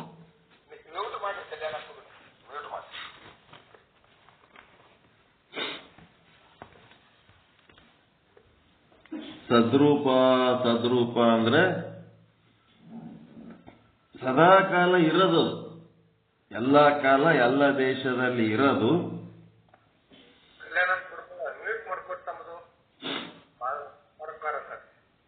ಹೆಂಗಿರೋದಪ್ಪ ಅಂದ್ರೆ ನಿರ್ವಿಕಾರವಾಗಿ ಇರೋದು. ಸದ್ರೂಪ ಅಂದ್ರೆ ನಿರ್ವಿಕಾರವಾಗಿ ಇರೋದು, ಅದರೊಳಗೆ ವಿಕಾರ ಅನ್ನೋದು ಇಲ್ಲವೇ ಇಲ್ಲ. ಬಾಲಕಾದ್ರೇನು, ಯುವಕಾದ್ರೇನು, ಮುದುಕಾದ್ರೇನು, ಸೃಷ್ಟಿಯಾದ್ರೇನು, ಪ್ರಳಯ ಆದ್ರೇನು, ಹುಟ್ಟಾದ್ರೇನು, ಸಾವಾದ್ರೇನು ಏನೇನು ಸಂಬಂಧ ಇಲ್ಲ ಅದಕ್ಕೆ. ಆ ವ್ಯವಹಾರನೇ ಇಲ್ಲ. ಅದಕ್ಕೆ ಸದ್ರೂಪ ಅಂತಾರ. ಚಿದ್ರೂಪ ಅಂತಂದ್ರೆ ಸರ್ವಜ್ಞ, ಎಲ್ಲವನ್ನೂ ಬಲ್ಲಂಥದ್ದು, ಅದಕ್ಕೆ ಗೊತ್ತಿಲ್ಲದ ಯಾವುದೂ ಇಲ್ಲವೇ ಇಲ್ಲ ಅಂಥದಕ್ಕೆ ಚಿದ್ರೂಪ ಅಂತಾರ. ಆನಂದ ರೂಪ ಅಂತಂದ್ರ ಎಷ್ಟು ಜಗತ್ತಿನಾಗ ಸುಖ ಅದಾವ ಆ ಎಲ್ಲ ಸುಖಕ್ಕ ಸರ್ವ ಸುಖದ ಆಶ್ರಯವಾಗಿರೋಣದರಿಂದ ಎಲ್ಲ ಸುಖಕ್ಕ ಇದೇ ಆನಂದನೇ ಆಶ್ರಯ ಆಗ್ಯದ. ಅದಕ್ಕೆ ಸದ್ರೂಪ ಅಂದ್ರೆ ಯಾವಾಗಲೂ ಎಲ್ಲ ಕಾಲದಲ್ಲೂ ಎಲ್ಲ ದೇಶದಲ್ಲೂ ಇರೋಣದರಿಂದ, ನಿರ್ವಿಕಾರವಾಗಿರೋಣದರಿಂದ. ಚಿದ್ರೂಪ ಅಂದ್ರೆ ಎಲ್ಲವನ್ನು ತನ್ನ ಸ್ವಯಂ ಪ್ರಕಾಶದಿಂದ ಅರಿಯೋಣದರಿಂದ. ಆನಂದ ರೂಪ ಅಂತಂದ್ರೆ ಸರ್ವ ಸುಖಾಶ್ರಯವಾಗಿರೋಣದರಿಂದ. ಎಲ್ಲ ನಿಮ್ಗೆ ಯಾವಾಗ ಸುಖ ಅನ್ನಿಸ್ತದ ಅದೆಲ್ಲ ಓಟು ನಿಮ್ಮ ಆನಂದ ಸ್ವರೂಪ ಬ್ರಹ್ಮಂದೇ. ಎಲ್ಲರ ದೇವ್ರ ಗುಡಿ ಅವು ಸಿಕ್ಕು ಅಂತಂದ್ರೆ ನೀವು ಒಳಗೆ ಹೋಗ್ಲಾರ್ದೆ ಸುಮ್ಮ ದೇವ್ರ ಗುಡಿ ಮುಂದಿನ ಹಿಂಗೆ ಹೋಗೋ ಟೈಮ್ನೊಳಗೆ ಒಂದು ಸೆಕೆಂಡ್ ಕಣ್ಣು ಮುಚ್ಚುತ್ತೀವಿ, ಕಣ್ಣು ತೆರಿತೀರಾ ಇಲ್ಲ? ದೇವ್ರ ಮುಂದೆ ಹೋಗಿ, ಈ ದೇವ್ರ ಗುಡಿ ಮುಂದೆ ಹೋಗಿ ಕಣ್ಣು ಮುಚ್ಚಿದಾಗ ಏನಾಗ್ತದೆ? ಬಹಿರ್ಮುಖಿ ಆದ ನಿಮ್ಮ ಮನಸ್ಸು ಅಂತರ್ಮುಖಿ ಆಗ್ತದೆ. ಅಂತರ್ಮುಖಿ ಆಯ್ತಂದ್ರೆ ವಿಷಯ ಸಮ್ಮುಖಿ ಇದ್ದದ್ದೇನಾಗ್ತದೆ? ಆತ್ಮ ಸಮ್ಮುಖಿ ಆಗ್ತದೆ. ವಿಷಯ ಹೊರಗಿದ್ದಾಗ ವಿಷಯ ಸಮ್ಮುಖಿ ಇರ್ತದೆ, ಒಳಗೆ ಹೋಯ್ತಂದ್ರೆ ವಿಷಯ ವಿಮುಖಿ. ವಿಷಯ ವಿಮುಖಿಯಾಗಿ ಅದು ಆತ್ಮ ಸಮ್ಮುಖಿ ಆದಾಗ ಒಂದು ಕ್ಷಣ ಆತ್ಮದ ಸುಖ ಅನುಭವಿಸ್ತದೆ. ಆತ್ಮದ ಸುಖ ಆನಂದ. ನಿಮ್ಗೇನು ಸುಖ ಆಗ್ಯದ, ನಿಮ್ಗೇನು ಆನಂದ ಆಗ್ಯದ, ಎಲ್ಲ ಸುಖದ ಒಂದು ಆಶ್ರಯ ಯಾವದಪ್ಪ ಅಂದ್ರೆ ಆನಂದ ರೂಪ ಬ್ರಹ್ಮ. ನಿಮ್ಮೊಳಗಿರೋ ಆನಂದ ರೂಪ ಬ್ರಹ್ಮ. ನಿತ್ಯ ರೂಪ ಬ್ರಹ್ಮ ಅಂತಂದ್ರೆ ಅವಿನಾಶಿ ತತ್ವ. ನಿತ್ಯ ಅಂತಂದ್ರೆ ವಿನಾಶ ಆಗ್ಲಾರ್ದಂಥದ್ದು, ಅವಿನಾಶಿ. ಸದ್ರೂಪ ಅಂತಂದ್ರೆ ನಿರ್ವಿಕಾರವಾಗಿರೋದು.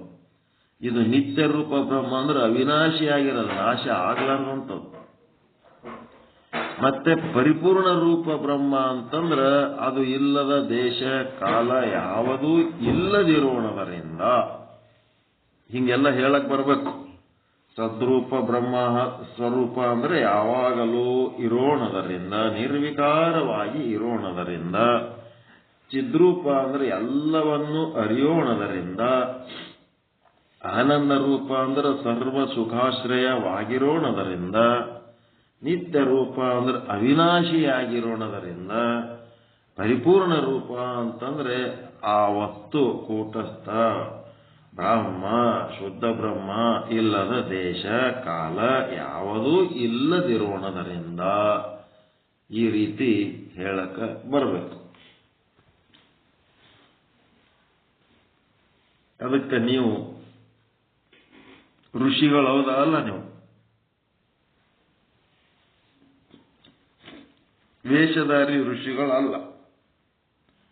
ವೇಷ ಮಾಡಿ ಏನಾಗದ? ವೇಷ ಮೋಸ ಮಾಡ್ತು.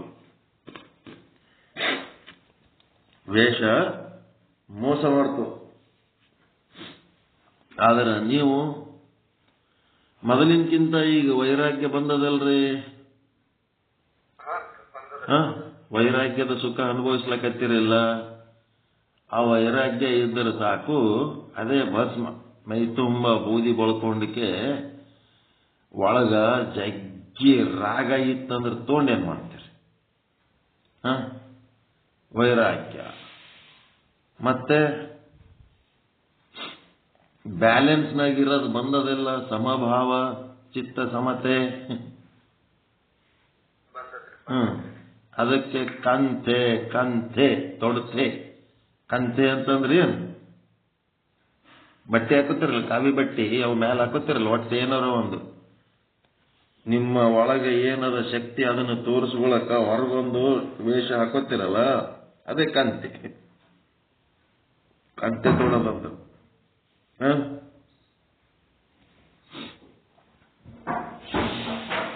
ಅದು ಸಮಭಾವ. ಕಂತೆ ನಿಮ್ ಕಾವಿ ಬಟ್ಟಿ ಹಾಕಿದಂಗೆ ಅದು. ಹೊರಗೆ ಕಾವಿ ಹಾಕೊಳ್ಳೋದು ಬೇಕಾಗಿಲ್ಲ, ಒಳಗೆ ಸಮಭಾವ ಇದ್ದರೆ ಸಾಕು. ಮತ್ತೆ ಋಷಿಗಳ ಕೈಯಾಗ ಕಮಾಂಡಲ ಇರ್ತದಿಲ್ಲ,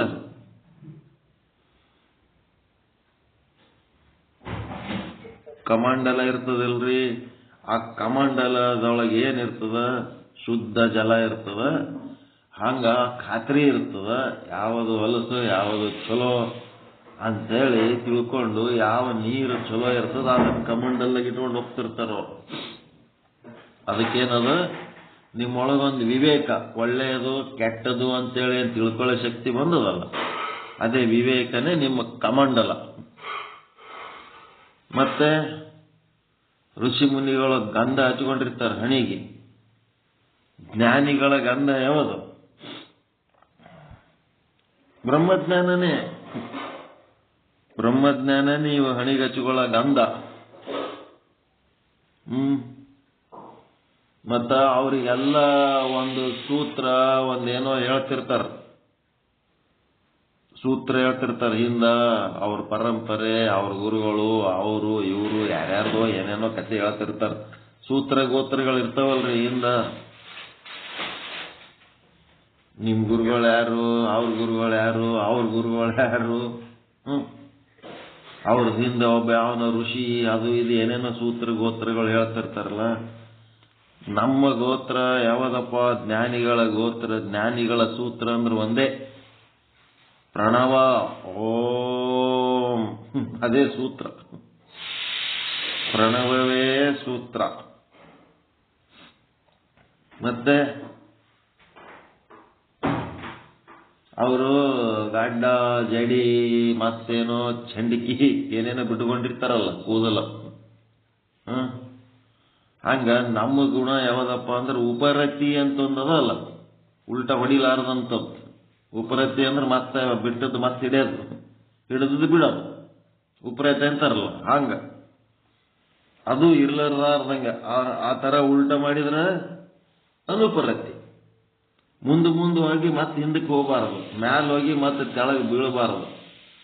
ಮ್ಯಾಲ ಹೋಗಿ ಕೆಳಗೆ ಬಿದ್ರೆ ಅನುಪರತಿ, ಮುಂದೋಗಿ ಮತ್ತೆ ಹಿಂದಕ್ಕೆ ಬಂದ್ರೆ ಅನುಪರತಿ. ಹಂಗೆ ಮುಂದಕ್ಕೆ ಹೋಗೋದಿರ್ತದಲ್ಲ ಸಾಧನೆ ಒಳಗ, ಅದಕ್ಕೆ ಉಪರತಿ.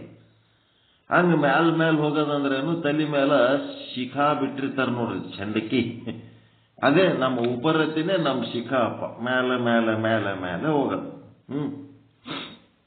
ಕೆಳಗೆ ಹೋಗೋದಿಲ್ಲ, ಉಲ್ಟಾ ಹೋಗೋದಿಲ್ಲ. ಅದಕ್ಕೆ ನಮ್ಮ ವೈರಾಗ್ಯವೇ ಭಸ್ಮ, ಸಮಭಾವ ಚಿತ್ತವೇ ಕಂತೆ, ವಿವೇಕವೇ ಕಮಂಡಲ, ಜ್ಞಾನವೇ ಗಂಧ, ಪ್ರಣವವೇ ಸೂತ್ರ, ಉಪರತಿಯೇ ಶಿಖಾ. ಈ ರೀತಿ ನಿಮ್ಮ ಹತ್ರ ಸದ್ಗುಣಗಳನ್ನ ಏನ್ ಮಾಡಬೇಕು?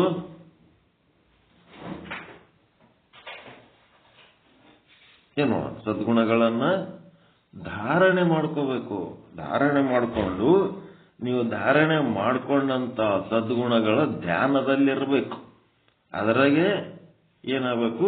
ಸಮಾಧಿ ಒಳಗೆ ಹೋಗ್ಬೇಕು. ಧ್ಯಾನದಾಗಿದ್ದಾಗ ಹೊರಗಿನ ವಿಷಯಗಳ ಪರಿಜ್ಞಾನದ ಸಮೇತ ಧ್ಯಾನ ಮಾಡ್ತಿರ್ತೀರಿ. ಸಮಾಧಿ ಒಳಗೆ ಹೋಗ್ಬಿಟ್ರಿ ಅಂತಂದ್ರೆ ಹೊರಗಿನ ಯಾವ ವಿಷಯಗಳು, ಶಬ್ದ ಸ್ಪರ್ಶ ರೂಪ ರಸಗಂಧಗಳು ನಿಮಗೆ ಕೇಳ್ಸಂಗಿಲ್ಲ, ನಿಮಗೇನು ಗೊತ್ತಾಗಂಗಿಲ್ಲ. ಸತ್ತಣಕ್ಕೆ ಹೆಂಗ ಏನಾದ್ರು ಗೊತ್ತಾಗ್ತವೆ? ಶಬ್ದ ಸ್ಪರ್ಶ ಯಾರು ಹತ್ತದ್ದು ಕರೆದದ್ದು ಹಾರ ಹಾಕಿದ್ದು ಏನೇನೂ ಗೊತ್ತಾಗಂಗಿಲ್ಲ. ಹಾಗೆ ಸಮಾಧಿ ಒಳಗೆ ಹೋಗ್ಬೇಕು. ಸಾವು ಬರೋದಕ್ಕಿಂತ ಮೊದಲೇ ಸತ್ತಂಗ ಆಗಿಬಿಡ್ಬೇಕು, ಅದೇ ಸಮಾಧಿ. ಇಲ್ಲಪ್ಪ ಅಂತಂದ್ರೆ ಏನಪ್ಪ ಏನಾತನ? ಇವು ಯಾವ ಸಾಧನೆ ಮಾಡಲಿಲ್ಲ ಅಂದ್ರೆ ಏನಾತನ ಮನುಷ್ಯ? ಸಾಧನೆ ಮಾಡಿದ್ರೆ ಪರಮಾನಂದ ಪ್ರಾಪ್ತಿ, ಸರ್ವ ದುಃಖ ನಿವೃತ್ತಿ ರೂಪ ಮೋಕ್ಷ. ಇಲ್ಲಂದ್ರ ಪುಚ್ಚ ವಿಹೀನ ದ್ವೀಪಾದ ಪಶು. ಅವ ಒಂದು ಬಾಲ ಒಂದು ಇಲ್ಲ, ಉಳಿದ ಪ್ರಾಣಿಗಳಿಗೆ 4 ಕಾಲ ಅದಾವ, ಇವನಿಗೆ 2 ಕಾಲ ಅದಾವ. ಇವನು 84 ಲಕ್ಷ ಜೀವರಾಶಿಗಳೊಳಗ ಒಂದು ಪಶುವಾಗಿ ಬದುಕಿ ಪಶುವಾಗಿ ಸತ್ತೋತಾನ. ಪಶುವಾಗಿ ಹುಟ್ಟಿ ಪಶುವಾಗಿ ಬದುಕಿ ಪಶುವಾಗಿ ಸತ್ತೋತಾನ. ಮನುಷ್ಯ ಜನ್ಮ ಪಡ್ಕೊಂಡದ್ದು ಅಸಾರ್ಥಕ ಆಗ್ತದ, ವೇಸ್ಟ್ ಆಗ್ತದ. ಅದಕ್ಕೆ ಒಂದು ಇದು ಕೇಳಿರೇನು, ಋಣಾನುಬಂಧ ರೂಪೇಣ ಏನದ್ರಿ ಅದು ಮುಂದಿಂದು?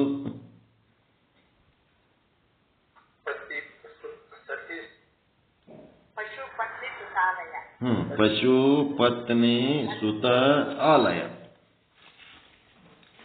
ಪಶು ಅಂದ್ರ ದನ,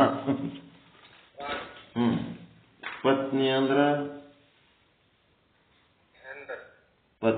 ಹೆಂಡತಿ, ಆಲಯ ಅಂದ್ರ ಆಸ್ತಿ ಪಾಸ್ತಿ ಹೊಲ ಮನಿ, ಸುತ ಅಂದ್ರ ಮಗ ಮಕ್ಕಳು ಸಂತಾನ.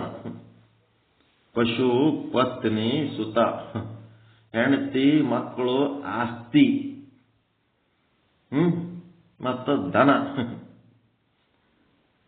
ಅದಕ್ಕೆ ಹೆಂಡತಿ ಗಂಡ ಕೇಳಿದವಂತ, ಇದೇನ್ರಿ ಋಣಾನುಬಂಧ ರೂಪೇಣ ಪಶುಗಳ ಬಗ್ಗೆ ಬರ್ದಾರ, ಪತ್ನಿ ಬಗ್ಗೆ ಬರ್ದಾರ, ಸುತದ ಬಗ್ಗೆ ಬರ್ದಾರ, ಆಲಯದ ಬಗ್ಗೆ ಬರ್ದಾರ, ಪತಿ ಬಗ್ಗೆ ಬರ್ದೇ ಇಲ್ಲಲ್ಲ ಇದ್ರಾಗ ಅಂದ್ರಂತ. ಪತಿ ಬಗ್ಗೆ ಏನು ಬರದೇ ಇಲ್ಲಲ್ಲ ಇದ್ರಾಗ. ಅದಕ್ಕ ಪತಿ ಅನ್ನೋದು ಎಲ್ಲಿ ಜೋಡ್ಸ್ಯಾರ ಅವರು? ಪತ್ನಿ ಸುತ ಆಲಯ ಆದ್ಮೇಲೆ ಏನು ಉಳ್ದದ? ಇಲ್ಲೊಂದು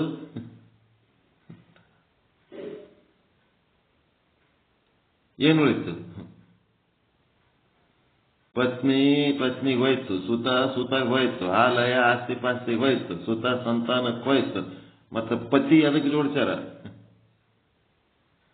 ಇನ್ನ ಒಂದ್ ಯಾವ್ದು ಉಳಿತು? 4ರಾಗ ಏನ್ ಉಳಿತೀರಿ? 4ರಾಗ 4 ಹೇಳ್ಯಾರಲ್ಲ, ಏನೇನ್ ಹೇಳ್ಯಾರ? 4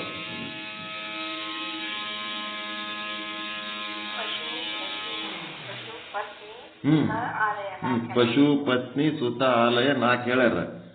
ಪತ್ನಿದು ಪತ್ನಿಗೆ ಹೋಯ್ತು, ಸುತ ಅಂದ್ರೆ ಸಂತಾನಕ್ಕೆ ಹೋಯ್ತು, ಆಲಯ ಆಸ್ತಿಗೆ ಹೋಯ್ತು, ಆಸ್ತಿ ಪಾಸ್ತಿಗೆ. ಇನ್ಯಾವುದು ಉಳಿತು? ಪಶು ಉಳಿತು. ಪತಿ ಅಂತ ಹೇಳಿಲ್ಲಲ್ಲ ಅಂತಂದ್ರ ಆ ಪಶುನೇ ಪತಿ ಅಂತ ಹೇಳಿದ್ರ.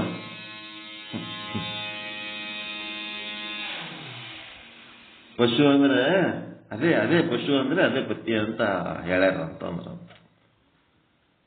ದನ ದುಡಿದಂಗೆ ದುಡಿತಾನಿಲ್ಲ, ತೆಗ್ಗಿ ದುಡಿತಾನೆ ಇಲ್ರಿ ತನ್ನ ಸಂಸಾರ ಸಲುವಾಗಿ.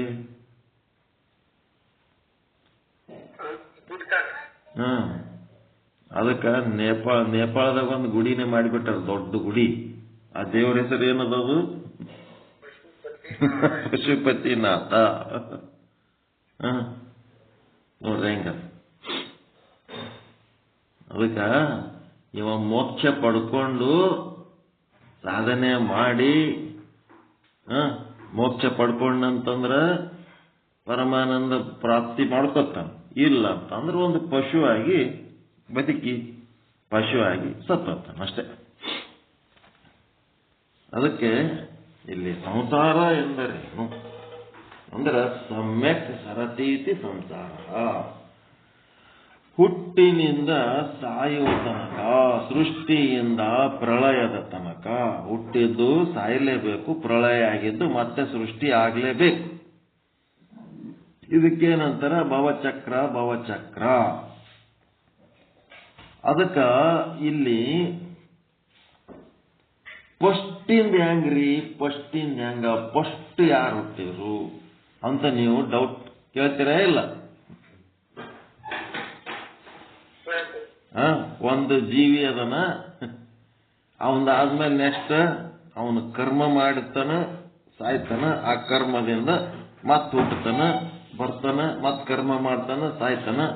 ಕರ್ಮದಿಂದ ದೇಹ, ದೇಹದಿಂದ ಕರ್ಮ, ಕರ್ಮದಿಂದ ದೇಹ, ದೇಹದಿಂದ ಕರ್ಮ.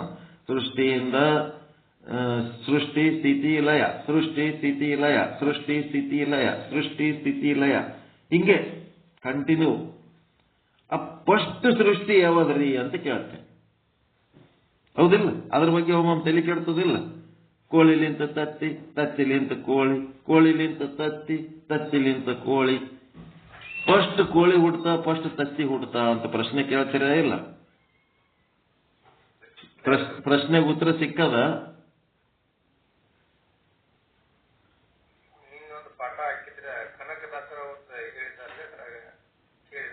ಏನ್ ಕೇಳಿರಿ? ಈ ಕನಕದಾಸ ಅವರ ಈ ಸತ್ಯ ಮೊದಲು, ಸೃಷ್ಟಿ ಭೂಮಿ ಮೊದಲು, ಸತ್ಯ ಮೊದಲು, ವೃಕ್ಷ ಮೊದಲು, ಬೀಜ ಮೊದಲು,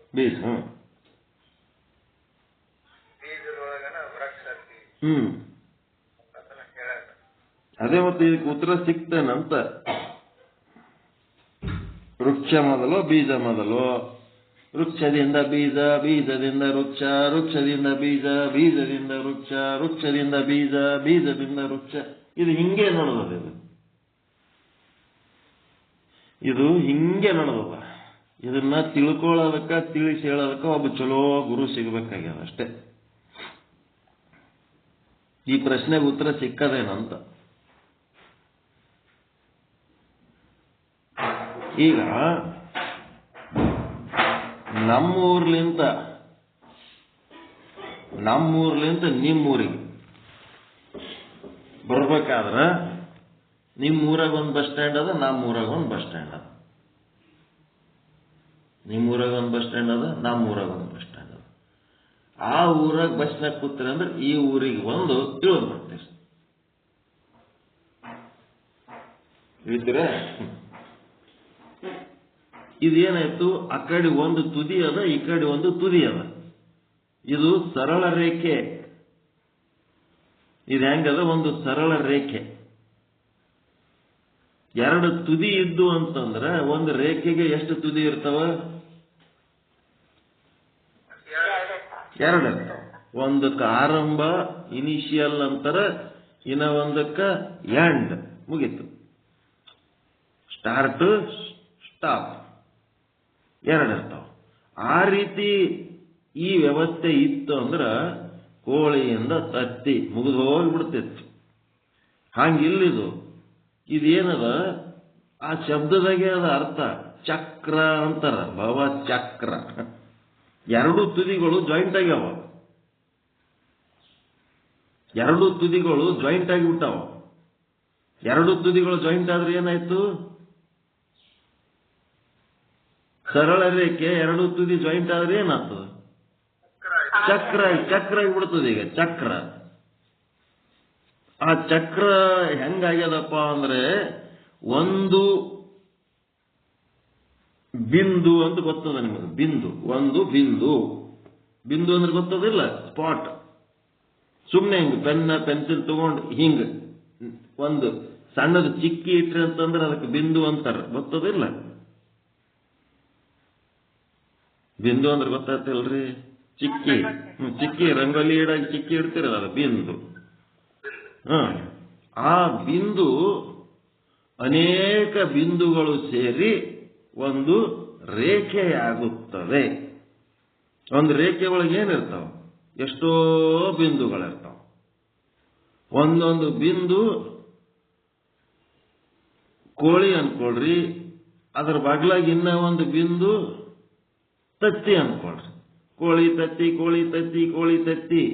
ಇದು ರೇಖೆ ಒಳಗಿದ್ದು ಕಡೆಗೆ ಅದು ಎಲ್ಲೋ ಒಂದು ಕಡೆ ಸ್ಟಾರ್ಟ್ ಆಗ್ತದ. ಯಾ ರೇಖೆ ಮುಗಿದ ಕೂಡ್ಲೇನೆ ಆ ಕೋಳಿ ಇಲ್ಲಿಂತಾರೆ ಮುಗಿತದ, ತತ್ತಿಲಿಂತಾರೆ ಮುಗಿತದ. ಆರಂಭದಲ್ಲಿ ಕೋಳಿಲಿಂತಾರೆ ಆರಂಭ ಆಗಿರ್ತದ, ತತ್ತಿಲಿಂತಾರೆ ಆರಂಭ ಆಗಿರ್ತದ. ಆದ್ರೆ ಈ ಭವಚಕ್ರ ಹಂಗಿಲ್ಲ. ಒಂದು ಆರಂಭ ಅಂತ್ಯ ಅಂತ ಹೇಳ್ಬೇಕಾದ್ರೆ ಅದು ರೇಖೆಯ ಪದ್ಧತಿ ಒಳಗಿತ್ತಂದ್ರೆ ಆರಂಭ ಅಂತ್ಯ ಹೇಳಕ್ ಬರ್ತದ. ಇದು ಯಾವ ಪದ್ಧತಿ ಒಳಗದ ಅಂದ್ರೆ ಚಕ್ರ ಪದ್ಧತಿ ಒಳಗದ. ಇದು ಭವಚಕ್ರದ ನಿಯಮ ಏನದ? ಸರ್ಕಲ್. ಈ ಸರ್ಕಲ್ ಒಳಗ ಬಿಂದುಗಳದಾವಿಲ್ರಿ? ರೇಖೆ ಒಳಗಿನ ಬಿಂದುವಿಗೆ ಒಂದು ಆರಂಭಿಕ ಬಿಂದು, ಒಂದು ಅಂತಿಮ ಬಿಂದು ಅಂತ ಹೇಳ್ಬೋದು. ಈ ವೃತ್ತದೊಳಗಿಂದ ಬಿಂದು ಯಾವುದಕ್ಕೆ ಆರಂಭಿಕ ಅಂತೀರಿ, ಯಾವುದಕ್ಕೆ ಅಂತ್ಯದ್ದು ಅಂತೀರಿ? ಅಲ್ಲಿ ಚಕ್ರ ಸದಾ ಇರ್ತದೆ, ಸದಾ ಕಾಲ್ತಿರುತ್ತೆ.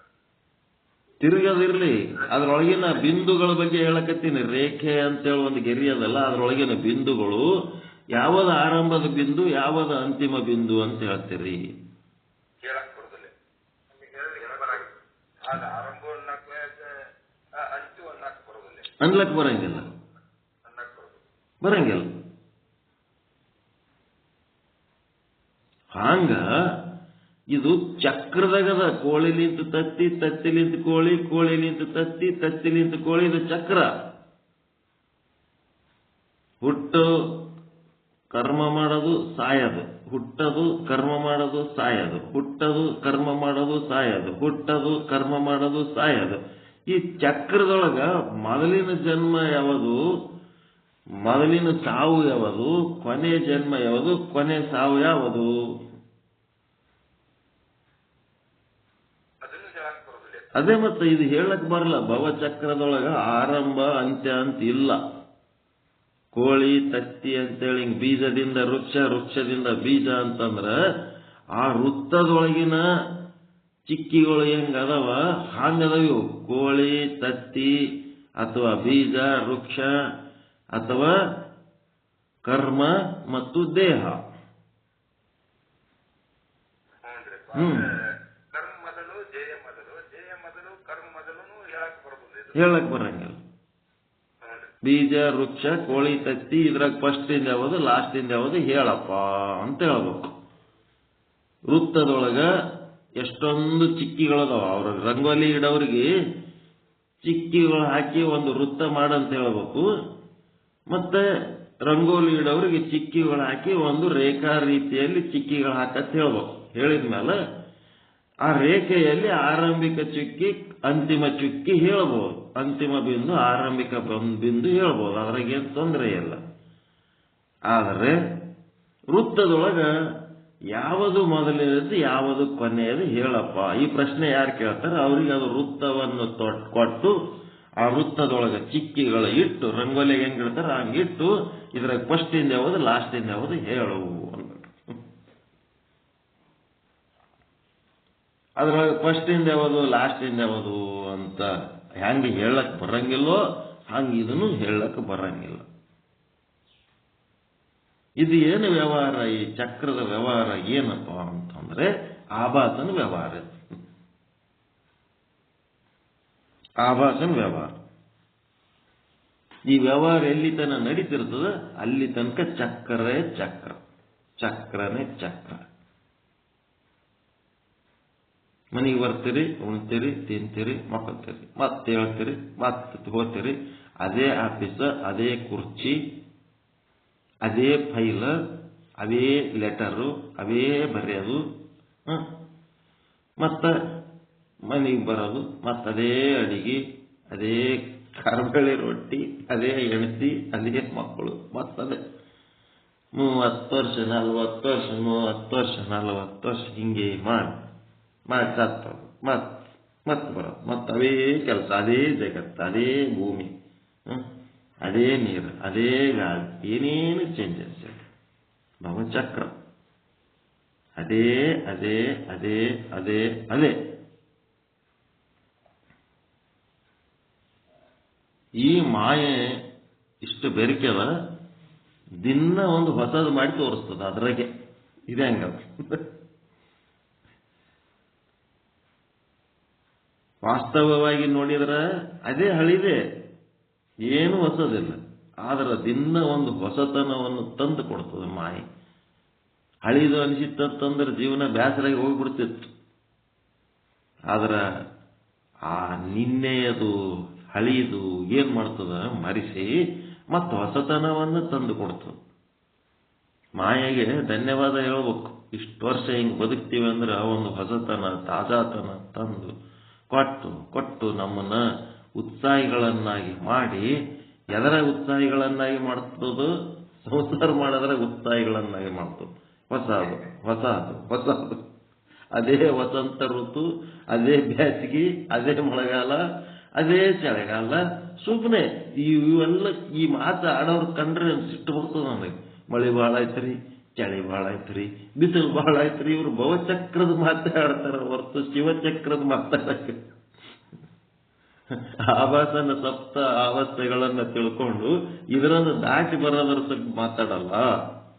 ಎಲ್ಲಿ ತನ್ನ ವ್ಯವಹಾರಗಳಲ್ಲಿ ಇರ್ತೀವಿ, ಎಲ್ಲಿ ತನ್ನ ಆಭಾಸನ ಅವಸ್ಥೆಗಳಲ್ಲಿ ಇರ್ತೀವಿ, ಅಲ್ಲಿ ತನಕ ನಾವೇನಾಗಿರ್ತೀವಿ, ಚಕ್ರದಾಗಿರ್ತೀವಿ.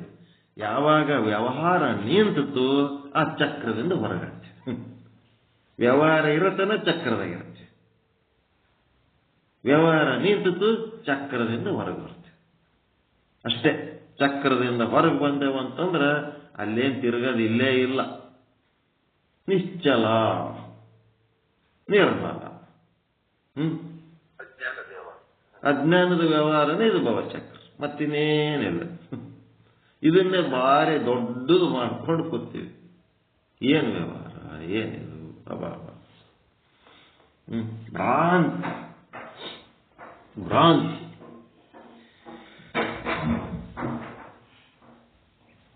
ಪುನರಪಿ ಜನನಂ ಪುನರಪಿ ಮರಣಂ ಪುನರಪಿ ಜನನೀ ಜಠರೇ ಶಯನಂ ಇಹ ಸಂಸಾರೇ ಖಲು ದುಸ್ತಾರೆ ಪಾಹಿ ಮುರಾರೇ ಭಜ ಗೋವಿಂದಂ ಗೋವಿಂದಂ ಭಜೆ ಮೂಢಮತೆ. ಇದರ ಹುಟ್ಟು ಸಾವಿಗೆ ಕೊನೆಯೇ ಇಲ್ಲ. ನಿಮಗಿವತ್ತು ಇದರ ಬಗ್ಗೆ ಸ್ಪಷ್ಟವಾದ ಜ್ಞಾನ ಸಿಕ್ಕದ ಅನ್ಕೋತೀನಿ ನಾನು. ಭವಚಕ್ರಕ್ಕೆ ಕೊನೆ ಅದ ಏನು ಅಂತ. ಎಲ್ಲಿ ತನ ಅಜ್ಞಾನದಾಗಿರ್ತೀವಿ ಅಲ್ಲಿ ತನ ಈ ಭವಚಕ್ರದಾಗ ಹುಟ್ಟು ಸಾವು ಹಿಂಗೆ ನಡೆದಿರ್ತಾವ.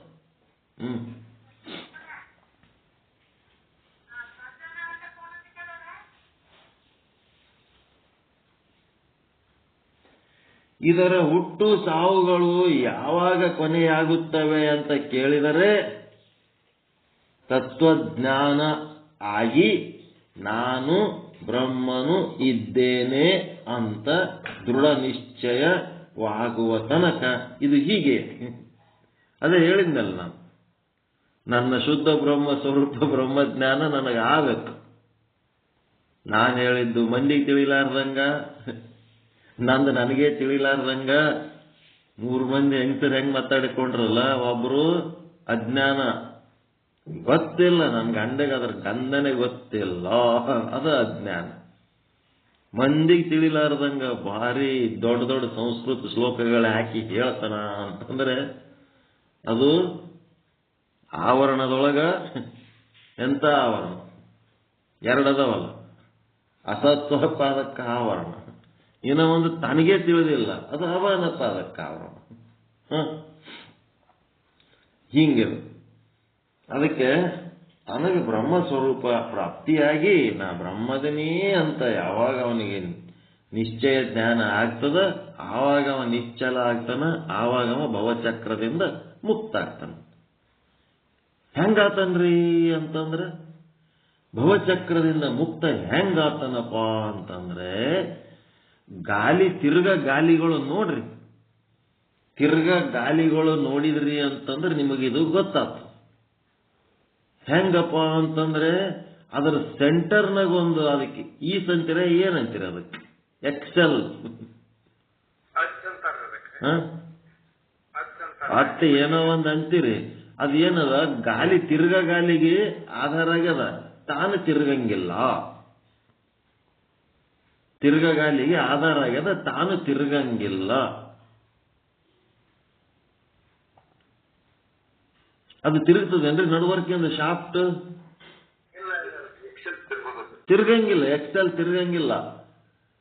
ನೀವು ಹೆಂಗ ಕೂಟಸ್ಥ ಸ್ವರೂಪರಾಗ್ತೀರಿ, ಆ ಸೆಂಟರಿಗೆ ಹೋಗ್ತೀರಿ, ಸೆಂಟರ್ಗೆ ಕೇಂದ್ರದಲ್ಲಿ ಹೋಗ್ತೀರಿ. ನೀವು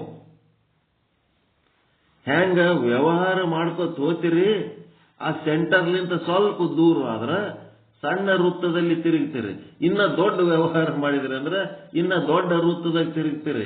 ಇನ್ನ ಭಾರಿ ದೊಡ್ಡ ರಿಮ್ನಾಗ ಹೋಗಿ ತಿರುಗ್ತೀರಿ. ಇನ್ನ ಭಾರಿ ಒಳಗೆ ಟ್ಯೂಬ್ನಾಗ ತಿರುಗ್ತೀರಿ. ಇನ್ನ ಭಾರಿ ದೊಡ್ಡ ವ್ಯವಹಾರ ಟೈರ್ ತಿರುಗಂಗೆ ತಿರುಗ್ತೀರಿ. ಟೈರಿಂದ ಸರ್ಕಲ್ ದೊಡ್ಡದು, ಎಕ್ಸೆಲ್ ಸುತ್ತ ಇರೋದು ಒಂದು ಸುತ್ತದಲ್ಲ, ಅದು ಸರ್ಕಲ್ಸ್ ಕಾಣದು. ಕರ್ಮಿಗಳು, ಉಪಾಸಕರು ಎಕ್ಸೆಲ್ ಸುತ್ತಮುತ್ತ ಇರ್ತಾರವ್ರು. ಜ್ಞಾನಿಗಳು ಎಕ್ಸೆಲ್ ಆಗಿರ್ತಾರ. ಇದನ್ನ ಮೀರಿ ವ್ಯವಹಾರ ಏನಾರ ಮಾಡ್ಕೊಂಡ್ರಿ ಅಂತಂದ್ರ ರಿಮ್ಮಿನ ಕಡೆ ಟೈರಿನ ಕಡೆ ಹೋದ್ರಿ ಅಂತಂದ್ರ ಎಕ್ಸೆಲ್ ಎಲ್ಲೋ ಇವರೆಲ್ಲೋ ಭಯಂಕರ ದೂರ ತಿರುಗದಂದ್ರೆ ದೊಡ್ಡ ಸರ್ಕಲ್ ತಿರುಗ್ತಾರೆ. ದೊಡ್ಡ ಸರ್ಕಲ್ಗಳು, ದೊಡ್ಡ ವೃತ್ತ ಹೌದಲ್ರಿ ಟೈರಿಂದು. ಎಕ್ಸೆಲ್ಲಿನ ಸುತ್ತ ಇರೋದು ಸಣ್ಣ ವೃತ್ತ, ಟೈರಿನ ಸುತ್ತ ಇರೋದು ದೊಡ್ಡ ವೃತ್ತ.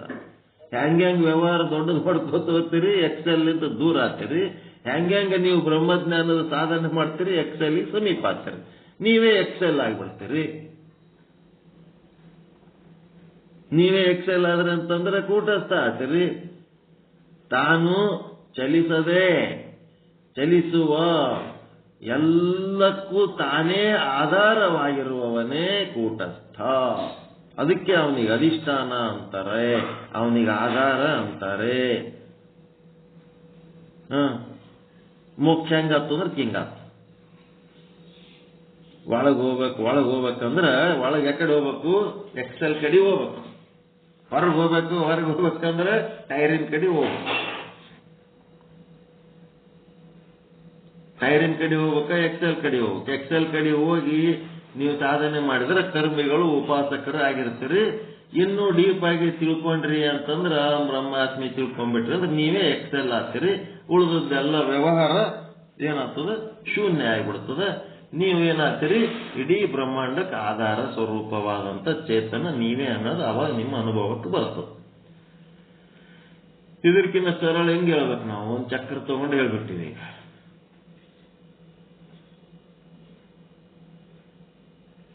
ಆ ಎಕ್ಸೆಲ್ ಆಗ್ಬೇಕಾದ್ರೆ ಹೆಂಗ್ ಮಾಡ್ಬೇಕಂದ್ರೆ ಅಹಂ ಬ್ರಹ್ಮಾಸ್ಮಿ ತತ್ವ ಅನುಸಂಧಾನ ಮಾಡಬೇಕು. ತತ್ ತ್ವಮೋ ಪದಗಳ ಅರ್ಥ ಶೋಧನೆ ಮಾಡಿ ಅದೇ ನನ್ನ ಸ್ವರೂಪ ಅಂತ ತಿಳ್ಕೋಬೇಕು. ತತ್ ಚಿತ್ತಾನಂದ ನಿತ್ಯ ಪರಿಪೂರ್ಣ ನಾನೇ ಅಂತೇಳಿ ಒಳಗೆ ನೀವು ಚಿಂತನೆ ಮಾಡೋದು ನಾನೇನ್ ಮಾಡ್ಲಕ್ಕಾಗ್ತದೆ. ಶ್ರವಣದಾಗ ಗುರು ಶಿಷ್ಯರಾಗಿ ಹೇಳೋದು ಕೇಳೋದು ಮಾಡಬಹುದು.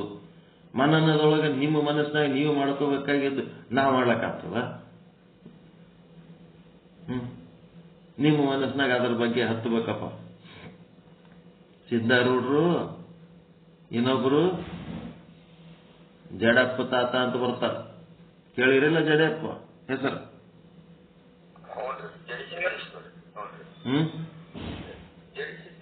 ಜಡಸಿದ್ದೇಶ್ವರ. ಸಿದ್ಧಾರೂಢರ ಜೊತೆಗೆ ಇರ್ತಾರ ಅವರು. ಅಲ್ಲೆಲ್ಲಿ ಭೇಟಿ ಆಗ್ತಿರ್ತಾರ. ಭೇಟಿಯಾಗಿ ಇವರು ಬ್ರಹ್ಮಜ್ಞಾನಿಗಳಂತೇಳಿ ಪರಿಚಯ ಮಾಡ್ಕೊಂಡ್ಮೇಲೆ ಗೋಕರ್ಣದೊಳಗ ಪ್ರವಚನ ಮಾಡ್ತಾರ. ಚಲೋ ಅದ, ಈ ಪ್ರಶಾಂತದ ವಾತಾವರಣ, ಕುಂತ ಪ್ರವಚನ ಮಾಡಮಂತ ಮಾಡ್ತಾರ. ಸಿದ್ಧಾರೂಢರು ತತ್ವಜ್ಞಾನ ಹೇಳ್ತಾರ.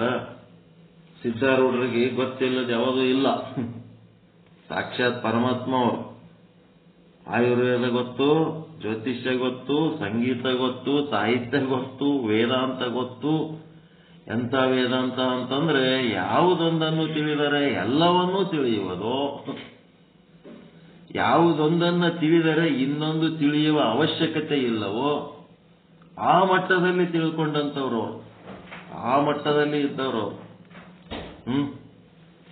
ಅಂತ ಸಿದ್ಧಾರೂಢರು ಪ್ರವಚನ ಮಾಡಿದರು. ಮುಂದೆ ಕೂತವರೆಲ್ಲ ಏನಿದ್ರವರು, ಕ್ಷೇತ್ರ ನೋಡ್ಲಕ್ ಬಂದವ್ರು ಇದ್ರಪ್ಪ. ಅವ್ರು ಗೋಕರ್ಣ ನೋಡ್ಲಕ್ ಬಂದ್ ಮಂದಿದ್ರು. ಅವ್ರಿಗೆ ಇವ್ರು ಪ್ರವಚನ ಮಾಡಿದ್ರು ಕುಂದರ್ಸಿ. ಎಲ್ಲ ಊಟ ಗೀಟ ಆದ್ಮೇಲೆ ಬರ್ರಿ ಕುಂದ್ರಮ್ಮ ಅಂತೇಳಿ ಹೇಳಿ ಎಲ್ಲ ಮೊದಲೇ ಹೇಳಿಟ್ಟಿದ್ರು. 4 ಮಂದಿ ಅವ್ರ ಸೇವಕರು ಹೇಳಿ ಬಂದು ಅಲ್ಲೇ ಸೇವಕರು ಅಲ್ಲಿ ಅವರೇ ಎಲ್ಲ ಅವ್ರೇನು ಸಂಘಟನೆ ಮಂದಿನ ಕರ್ಕೊಂಡು ಹೋಗ್ತಿದ್ದಿಲ್ಲ. ಸಿದ್ಧಾರೂಢರು ಒಬ್ಬರೇ ಅಡ್ಡಾಡ್ತಿದ್ರು. ಅಲ್ಲಿ ಇವರು ಒಬ್ರು ಸಿಕ್ಕರು. ನಾನೊಂದಿಟ್ಟು ಹೇಳಿನಿ, ನೀನೊಂದಿಟ್ಟು ಹೇಳಪ್ಪ ಜಡಪ್ಪ ಅಂತಂದ್ರೆ, ಜಡಪ್ಪ ಬ್ಯಾಡ್ ಬಿಡಪ್ಪ, ಏನೋ ನೀ ಹೇಳಿ ಸುಮ್ಮ ಸಮಾಧಾನ ಮಾಡಿದಿ, ನನ್ನ ಮಾತು ಕೇಳಿದ್ರಂತಂದ್ರ ಎದ್ದು ಹೋಗ್ಬಿಡ್ತಾರ ಅವರು. ಅದ್ರ ಸಲುವಾಗಿ ಬ್ಯಾಡ್ ಬಿಡಪ್ಪ, ನೀನೇ ಹೇಳ್ತೀಯ ಹೇಳಂತ ಜಡಪ್ಪವ್ರು ಎಷ್ಟು ಹೇಳಿದ್ರು ಸಿದ್ಧಾರೂಢರು ಸುಮ್ ಕುಂದಿರ್ಲಿಲ್ಲ. ಹೇಳಪ್ಪ ಹೇಳು, ಹೇಳಪ್ಪ ಹೇಳು ಅಂದ್ಮೇಲೆ ಆ ಜಡಪ್ಪನ ಭಾಷಣದ ಫಸ್ಟ್ ವಾಕ್ಯ ಎಲ್ಲರಿಗೆ ಓಂ ಶುದ್ಧ ಬ್ರಹ್ಮಣೇ ನಮಃ, ಎಲ್ಲರಿಗೆ ನಮಸ್ಕಾರ ಏನಾರ ಅನ್ಬೇಕಾ ಇಲ್ಲ? ಎಲ್ಲರಿಗೂ ನಮಸ್ಕಾರ ಅಂತ ಹೇಳಕ್ಕೆ ವಂದನೆಗಳು ಏನಾರು ಹೇಳ್ಬೇಕಲ್ರಿ. ಅವ್ರ ಫಸ್ಟ್ ಶಬ್ದನೇ ಏನ್ ಚಾಲು ಇತ್ತು ಗೊತ್ತಾ? ಎಲ್ಲಿ ಕಳ್ಳಬಡ್ಡಿ ಮಕ್ಕಳೇ ಅಂತಿದ್ ನಾವು ಅವ್ರ ಪ್ರವಚನ. ಅಲ್ಲೇ ಕಳ್ಳಬಡ್ಡಿ ಮಕ್ಕಳೇ ಅವ್ರು ಜಡಿಸಿದ್ದ ಹಂಗೆ ಮಜಾ ಸ್ಪೀಚ್. ಏನ್ ಬೈದು ನಮ್ದು ಅಂದ್ರ ಸಿದ್ಧಾರೂಢರು 1 ತಾಸು ಪ್ರವಚನ ಮಾಡಿದ್ರು. ಆಮೇಲೆ ಯಾವ್ದೋ ಸುಮ್ಮ ಗೋಕರ್ಣ ನೋಡ್ಲಕ್ ಬಂದು ಮಂದಿಗೆ ಕುಂದಿರ್ಸಿ 1 ತಾಸು ಬಳಸ ಶಬ್ದಗಳು ಬಳಸಿ ಬೈದ, ಬಳಸಲಾರ ಶಬ್ದಗಳು ಬಳಸಿ ಬೈದ, 1 ತಾಸು ಬೈಗಳನ್ನೇ ಅವನು ಪ್ರವಚನ ಆಗಿಬಿಡ್ತು ಜಡಿಸಿದ್ಲಿಕ್ಕಪ್ಪಂದು. ಆಮೇಲೆ ಎಲ್ಲ ಪ್ರವಚನ ಮುಗಿದ್ಮೇಲೆ ಮುಂದೆ ಕೂತವನಿಗೆ ಎದ್ ನಿಂದ್ರಲ್ಲೇ ನೀನು ಎದ್ ನಿಂತಾವ ಪಾಪ. ನಾ ಬೈದದ್ದು ಮನ್ಸಿಗೆ ಹಚ್ಕೊಂಡೇನಪ್ಪ ಅಂತ ಕೇಳಿದ್ರಂತ. ನಾ ಬೈದದ್ದು ಮನ್ಸಿಗೆ ಹಚ್ಕೊಂಡೇನು ಅಂತಂದ್ರ ಅವ ಏನಂದನಂತ, ಇರ್ಲಿ ಬಿಡಪ್ಪ, ಅದಕ್ಕೆ ಕೇಳಿ ಏನ್ ಮಾಡ್ತಿದಿ, ಇದೇ ಪ್ರವಚನ ನೀ ನಮ್ಮ ಊರಾಗ ಬಂದು ಮಾಡಿದ್ದೆ ಅಂತಂದ್ರ ನಾ ಹೇಳ್ತಿದ್ದೆ ಇದಕ್ಕೆ ಬರೋಬ್ಬರಿ ಉತ್ತರ. ಇದು ನಮ್ಮ ಊರಲ್ಲ, ಪರ ಸ್ಥಳ. ನೀನ್ಯಾರು ಏನದಿ ಅಂತ ನನಗ್ ಗೊತ್ತಿಲ್ಲ. ನಾನ್ ನಿನಗೇನಾರ ಅಂದಿನ ಅಂತಂದ್ರೆ ಮಸ್ತ್ ಪರಿಸ್ಥಿತಿ ಗಂಭೀರ ಆಗ್ತದ. ಯಾಕೋ ದೊಡ್ಡ ಮನುಷ್ಯ ಇದ್ದಂಗೆ ಕಾಣ್ಲಕತ್ತಿದೆ, ಅದಕ್ಕೆ ನಾನು ಸುಮ್ಮದೀನಿ. ಇದು ನಮ್ಮೂರ ಅಲ್ಲ ಅನ್ನೋದಕ್ಕೆ ಸುಮ್ಮದೀನಿ. ನಮ್ಮೂರ ಅನ್ನೋದು ಇತ್ತು, ನಮ್ಮೂರಾಗ ಏನಾರ ಬಂದು ನೀ ಹಿಂಗ್ ಮಾತಾಡಿದ್ದೆ ಅಂದ್ರೆ ನಿನಗೆ ಬರೋಬ್ಬರಿ ಉತ್ತರ ಕೊಡ್ತಿದ್ದೆ ಅನ್ನಂತಾವ. ಅವಾಗ ಜಡಿಸಿದ್ಲಿಂಗಪ್ಪ ಅಂದ್ರಂತ, ಕೂಡಪ್ಪ ಕೂಡು, ನಾ ಅಂದ ಮಾತು ನಿನ್ ಮನ್ಸಿಗೆ ಹತ್ಯದ ಅಂತ ಹೇಳಿ ನನಗ್ ಗೊತ್ತಾಯ್ತಪ್ಪ, ಕೂಡು. ಇದು ಹೆಂಗ ನನ್ನ ಮಾತು ನಿನ್ನ ಮನ್ಸಿಗೆ ಹಚ್ಕೊಂಡಿರಿ, ಹಂಗ ಇಷ್ಟತನ ಈ ಸಿದ್ಧಾರೂಢರು ಏನು ಪ್ರವಚನ ಮಾಡಿದಾರಲ್ಲ, ಈ ಪ್ರವಚನದ ವಿಷಯಗಳು ಹಂಗೇನಾರ ಹತ್ತವೆ ನಿನಗತ್ ಕೇಳಿದ್ರು, ಇವು ಏನಾರ ಹತ್ತವೇನೋ ಹಂಗ ಹಚ್ಕೋಬೇಕು ಅನ್ನೋದಕ್ಕೆ ನಾನು ನಿನಗಿದು ಬೈದು ಹೆಂಗ್ ಹಚ್ಕೋಬೇಕಪ್ಪ ಮನಸ್ಸಿಗೆ, ಬೈಗುಳುಗಳು ಹೆಂಗ ಮನಸ್ಸಿಗೆ ಹಚ್ಕೋತೀರಿ ಹಂಗ ಉಪದೇಶನು ಮನಸ್ಸಿಗೆ ಹಚ್ಕೋಬೇಕು ಅನ್ನೋದ್ರ ಸಲುವಾಗಿ ನಿನಗೆ ಈ ರೀತಿ ಹೇಳಿನೇ ಹೊರತು ನಿಮ್ಗೆ ಬೈಬೇಕನ್ನೋ ಉದ್ದೇಶ ನನಗೇನು ಇಲ್ಲ. ನಾನು ನೀನು ಇಬ್ರು ಒಂದೇ ಅಲ್ಲ ಅಪ್ಪ. ಅವಾಗ ಅವನಿಗೆ ಬಲೆ ಖುಷಿ ಆಗ್ಬಿಡ್ತತ್, ಬಲೆ ಖುಷಿ ಆಯ್ತಂತ. ಬೆಲೆ ಖುಷಿಯಾಗಿ ಅವ ಕುಂತವ ಮತ್ತೆ ಎದ್ ನಿಂತ್ಬಿಟ್ನಂತ. ಎದ್ ನಿಂತು, ನೀನೇನೋ ತಿಳ್ಕೊಂಡ್ಬಿಟ್ಟಿದ್ನಪ್ಪ, ನೀನು ಸಾಕ್ಷಾತ್ ಶಿವ ಸ್ವರೂಪ ಪರಮೇಶ್ವರ ಸ್ವರೂಪನೇ ಅದಿಯಪ್ಪ. ನಿನ್ನ ಮಾತು ಕೇಳಿ ಇವತ್ತು ಉದ್ಧಾರ ಆದೆವು, ನೀ ಸಾಕ್ಷಾತ್ ಶಿವ ಸ್ವರೂಪನೇ ಅದಿ ಅನ್ನಂತ.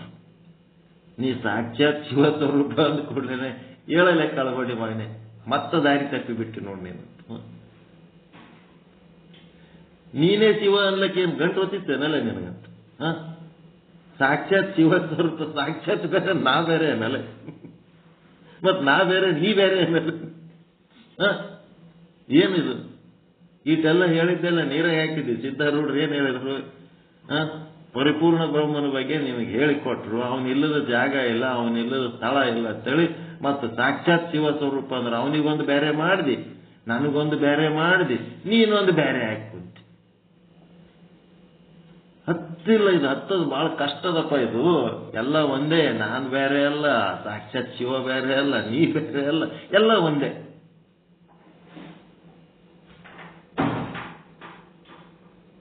ನಡ್ರಪ್ಪ ಎಲ್ಲ ಕಾಳು ಬಡಿ ಮಕ್ಕಳ ಬೈದು ಕಳಿಸಿದ್ನಂತ ಲಾಸ್ಟಿಗೆ. ಹಿಂಗ ಜಡಪ್ತಾತನ ಜ್ಞಾನದ ಪ್ರವಚನಗಳು, ಜ್ಞಾನದ ಪ್ರವಚನಗಳು, ಜ್ಞಾನದ ಪ್ರವಚನಗಳು.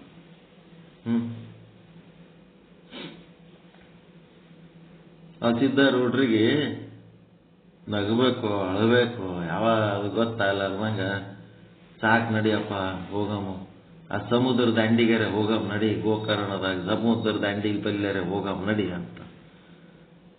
ಆಯ್ತು ನಡಿ ಹೋಗಮ್ ಅಂತ ಹೇಳ್ಕೆ ಇಬ್ರು ಕೂಡಿ ರಾತ್ರಿ ಸಮುದ್ರ ದಂಡಿ ಕಡೆ ಹೋಗ್ಲಕತ್ತ. ಅವ್ರಿಗೇನು ಶಿವಸ್ವರೂಪರು ಯಾಕಡೆ ಸಮುದ್ರ ದಂಡಿ ಕಡೆ ಹೋಗ್ಲಕತ್ತಾರ. ಹೋಗಕತ್ತಿದ ಕೂಡ್ಲೇನೆ ಇನ್ನೇನು ಸ್ವಲ್ಪ ಹೊತ್ತಿತ್ತ, ಗಾಳಿ ಜೈಗಿ ಬೀಸ್ಲಕತ್ತಿತ್ತು. ಆ ಜಡೆಪ್ತಾತ ಇದ್ರೆ ಇನ್ ಮುಂದಕ್ಕೆ ನನಗೆ ಬರ್ಲಕ್ಕಾಗಲ್ಲಪ್ಪ. ಏನ್ ಅಲಕತ್ತದ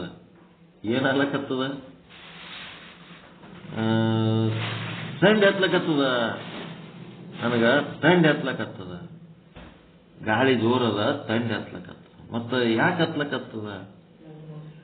ಮೈ ಮೇಲ ಬಟ್ಟೆ ಇಲ್ಲ, ಬರೇ ಕೌಪಿನ ಒಂದೇ ಅದ. ನಿನಗ ಕೌಪಿನದ ಮೇಲೆ ಅದಿ, ನನಗ ಕೌಪಿನ ಮೇಲೆ ಅದೀನಿ, ಇಬ್ರು ಬರೇ ಲಂಗೋಟಿ ಮೇಲೆ ಅದೀವಿ. ನಿನಗೆ ಹತ್ತಲಾಗ್ಯದೇನು ಅಂತಂದ್ರೆ ಈ ಥಂಡಿ ಮತ್ತು ಥಂಡಿ ಅನುಭವಿಸುವ ಶರೀರನೇ ನಾನು ಅಂತ ಯಾರ ಬಳಿ ಇರ್ತದ ಅವರಿಗೆ ಇದು ಹತ್ತದಪ್ಪ. ಆ ಥಂಡಿ ಹತ್ತ ಶರೀರ ನಾನಲ್ಲ ಅಂತೇಳಿ ಯಾವಾಗ ಅನುಸಂಧಾನದಾಗ ಇರ್ತೀವಿ, ಆ ಥಂಡಿಗೆ ನಮಗ ಸಂಬಂಧ ಇರ್ಲಾರ್ದಂಗೆ ಇರ್ತೀವಪ್ಪ ನಾವು ಊಟಸ್ಥ ಸ್ವರೂಪದಾಗ. ಹೌದು ಬಿಡಪ್ಪ, ನೀ ಹೇಳೋದು ಖರೆ ಅದ, ಆದ್ರೂ ನನಗೆ ಥಂಡಿ ಹತ್ಲಕ್ಕತ್ತದ, ಹೆಜ್ಜೆ ಇಡ್ಲಕ್ಕ ತ್ರಾಸ ಆಗ್ಲಕ್ಕತ್ತದ. ಮತ್ತೊಂದು ಕೌಪಿನ ತೊಡಿಸ್ಬಿಡ್ತೀನಿ, ಹೊಚ್ಚಿಬಿಡ್ತೀನಿ. ಕೌಪಿನ ಅಲ್ಲ, ಅದು ಕಂತಿ ಮ್ಯಾಲೊಂದು ಹೊಚ್ಚಿಬಿಡ್ತೀನಿ ಬೆಚ್ಚಗ. ಹೆಂಗ ಹೊಚ್ಕೋತೆ? ಹೆಂಗ ಅದಕ್ಕೆ ಹೊಚ್ಕೋತೀನಿ, ನಡಿ ಮುಂದೆ ಹೋಗಮ್ಮ, ಹಂಗೆ ಹೊಚ್ಕೊ. ಅಲ್ಲಿ ತಿಪ್ಪಿ ತಿಪ್ಪಿ ಹಾಕಿದ್ರ ಎಲ್ಲ ಏನೇನೋ ಅಲ್ಲಿ ಸಮುದ್ರದ ದಂಡಿಗೆ ಏನೇನು ಬಿಟ್ಟು ಹೋಗ್ಯಾರ, ಏನೇನು ಹೊಲಸು ಪದಾರ್ಥಗಳವ ಎಲ್ಲ ಜಮಾಯಿಸಿದ ಒಂದು ತಿಪ್ಪಿ ಇರ್ತದ. ಆ ತಿಪ್ಪ್ಯಾಗ ಒಂದೇನೋ ರಗ್ಗಿನಂತದೋ ಒಂದು ಬೆಡ್ಶೀಟ್ನಂತದೋ ಏನೋ ಒಗದಿದ್ರತ್ತ. ಅದು ತಗೊಂಡು ಏನ್ ಮಾಡಿದ್ನಂತ, ಬಡ ಸೆಂಟರ್ನಾಗ ಒಂದಿಟ್ಟು ಕೊಯ್ದನಂತ. ಸಿದ್ಧಾರೂಢ ನಡ್ಬರ್ಕೆ ಒಂದು ಕುತ್ತಿಗೆ ಕುತ್ತಿಗೆ ಕೊಯ್ದದ, ಚಾಪಿನೋ ರಗ್ಗೋ ಏನೋ ಒಂದು ಇತ್ತತ್ತ, ಹಿಡಿದು ಎಳ್ಕೊಂಡೋದ್ ತಂದು ಅದಕ್ಕೊಂದು ಸೆಂಟರ್ನಾಗ ಒಂದು ತೂತ್ ಹಾಕಿ ಒಂದು ತಲೆ ಅದ್ರಾಗ ಸಿಗಿಸಿ ಅದು ಒಂದು ಮ್ಯಾಟಿನಂತ ಇವನಿಗೆ ಸಿಗಿಸ್ಬಿಟ್ನಂತ. ಬೆಚ್ಚಗೈತೇನಪ್ಪ ಅನ್ನಂತ. ಏನೇನು ಹೆಚ್ಕೊಳ್ಳಿಲ್ಲಂತ ಎಡಿಸಿದ್ದ. ಆಯ್ತು ನೋಡಪ್ಪ, ಬೆಚ್ಚಗಾಯ್ತು ನೋಡಪ್ಪ, ಚಂದ ಆರಾಮಾಯ್ತು, ಗಾಳಿ ಹತ್ತಲಾಗ್ಯದ ನೋಡಪ್ಪ, ಬೆಚ್ಚಗಾಯ್ತು ನೋಡಪ್ಪ. ಇದು ಮಹಾತ್ಮರ ಲಕ್ಷಣ. ಯಾವಾಗ ಸ್ವಚ್ಛ ಅನ್ನಂಗಿಲ್ಲ, ಹೊಲಸ ಅನ್ನಂಗಿಲ್ಲ, ಬೈಲಾಗದೀವ್ ಅನ್ನಂಗಿಲ್ಲ, ಮನೆಯಾಗದೀವ್ ಅನ್ನಂಗಿಲ್ಲ, ನಮ್ಮ ಊರಾಗದೀವ್ ಅನ್ನಂಗಿಲ್ಲ, ಮಂದಿ ಊರಾಗದೀವ್ ಅನ್ನಂಗಿಲ್ಲ. ಎಲ್ಲ ಕಡೆ ತನ್ನದೇ ತಾನು ಕೂಟಸ್ಥ ಸ್ವರೂಪ. ಅದಕ್ಕೆ ಇಲ್ಲಿ ಹುಟ್ಟು ಸಾವಗಳ ಯಾವಾಗ ಕೊನೆ ಆಗ್ತಾವ ಅಂತ ಕೇಳಿದ್ರೆ, ಇವಕ್ಕೆ ಕೊನೆ ಇಲ್ಲೇನ್ರಿ, ಚಕ್ರದಕ್ಕೆ ಕೊನೆ ಇಲ್ಲೇನು? ಕೊನೆ ಅದ. ಯಾವಾಗ ಕೊನೆ? ನಾನು ಬ್ರಹ್ಮ ಅದೀನಿ, ನಾ ಕೂಟಸ್ಥ ಅದೀನಿ, ನಾ ಶುದ್ಧ ಬ್ರಹ್ಮ ಅದೀನಿ ಅನ್ನಂಥದ್ದು ಜ್ಞಾನ ದೃಢವಾಗಿ ಯಾವಾಗ ಮಾಡ್ಕೋತೀವಿ, ಆವಾಗ ಈ ಹುಟ್ಟು ಸಾವು ಸುಖ ದುಃಖ ಗಮನ ಆಗಮನ ಏನದ ಇವೆಲ್ಲದರಿಂದ ಮುಕ್ತಿ ಸಿಗ್ತದ. ಅದಕ್ಕೆ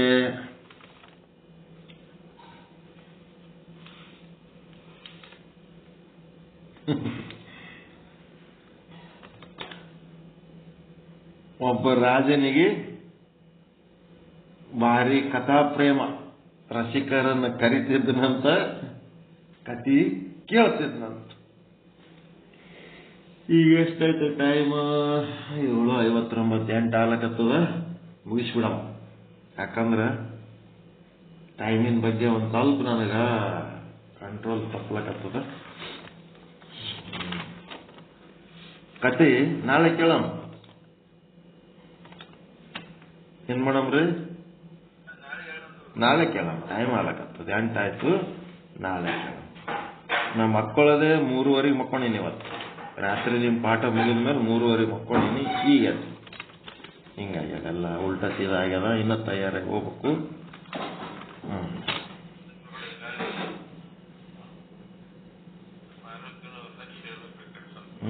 ಲಕ್ಷ್ಯ ಅಂದ್ರೆ ಅದು ಯಾವಾಗ ಬೇಕಾವ ಮಕ್ಕಳಕತ್ತದ. ಈಗ ನೋಡ್ರಿ, ಮುಂಜಾನೆ 3:30 ಆದ್ರೆ ಏನ್ 6:30 7 ಏನ್ ತೊಂದ್ರೆ?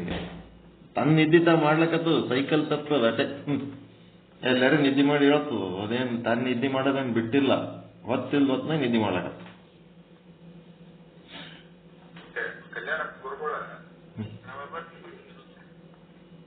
ಕ್ರಮ ತಪ್ಪದ ಅಷ್ಟೇ.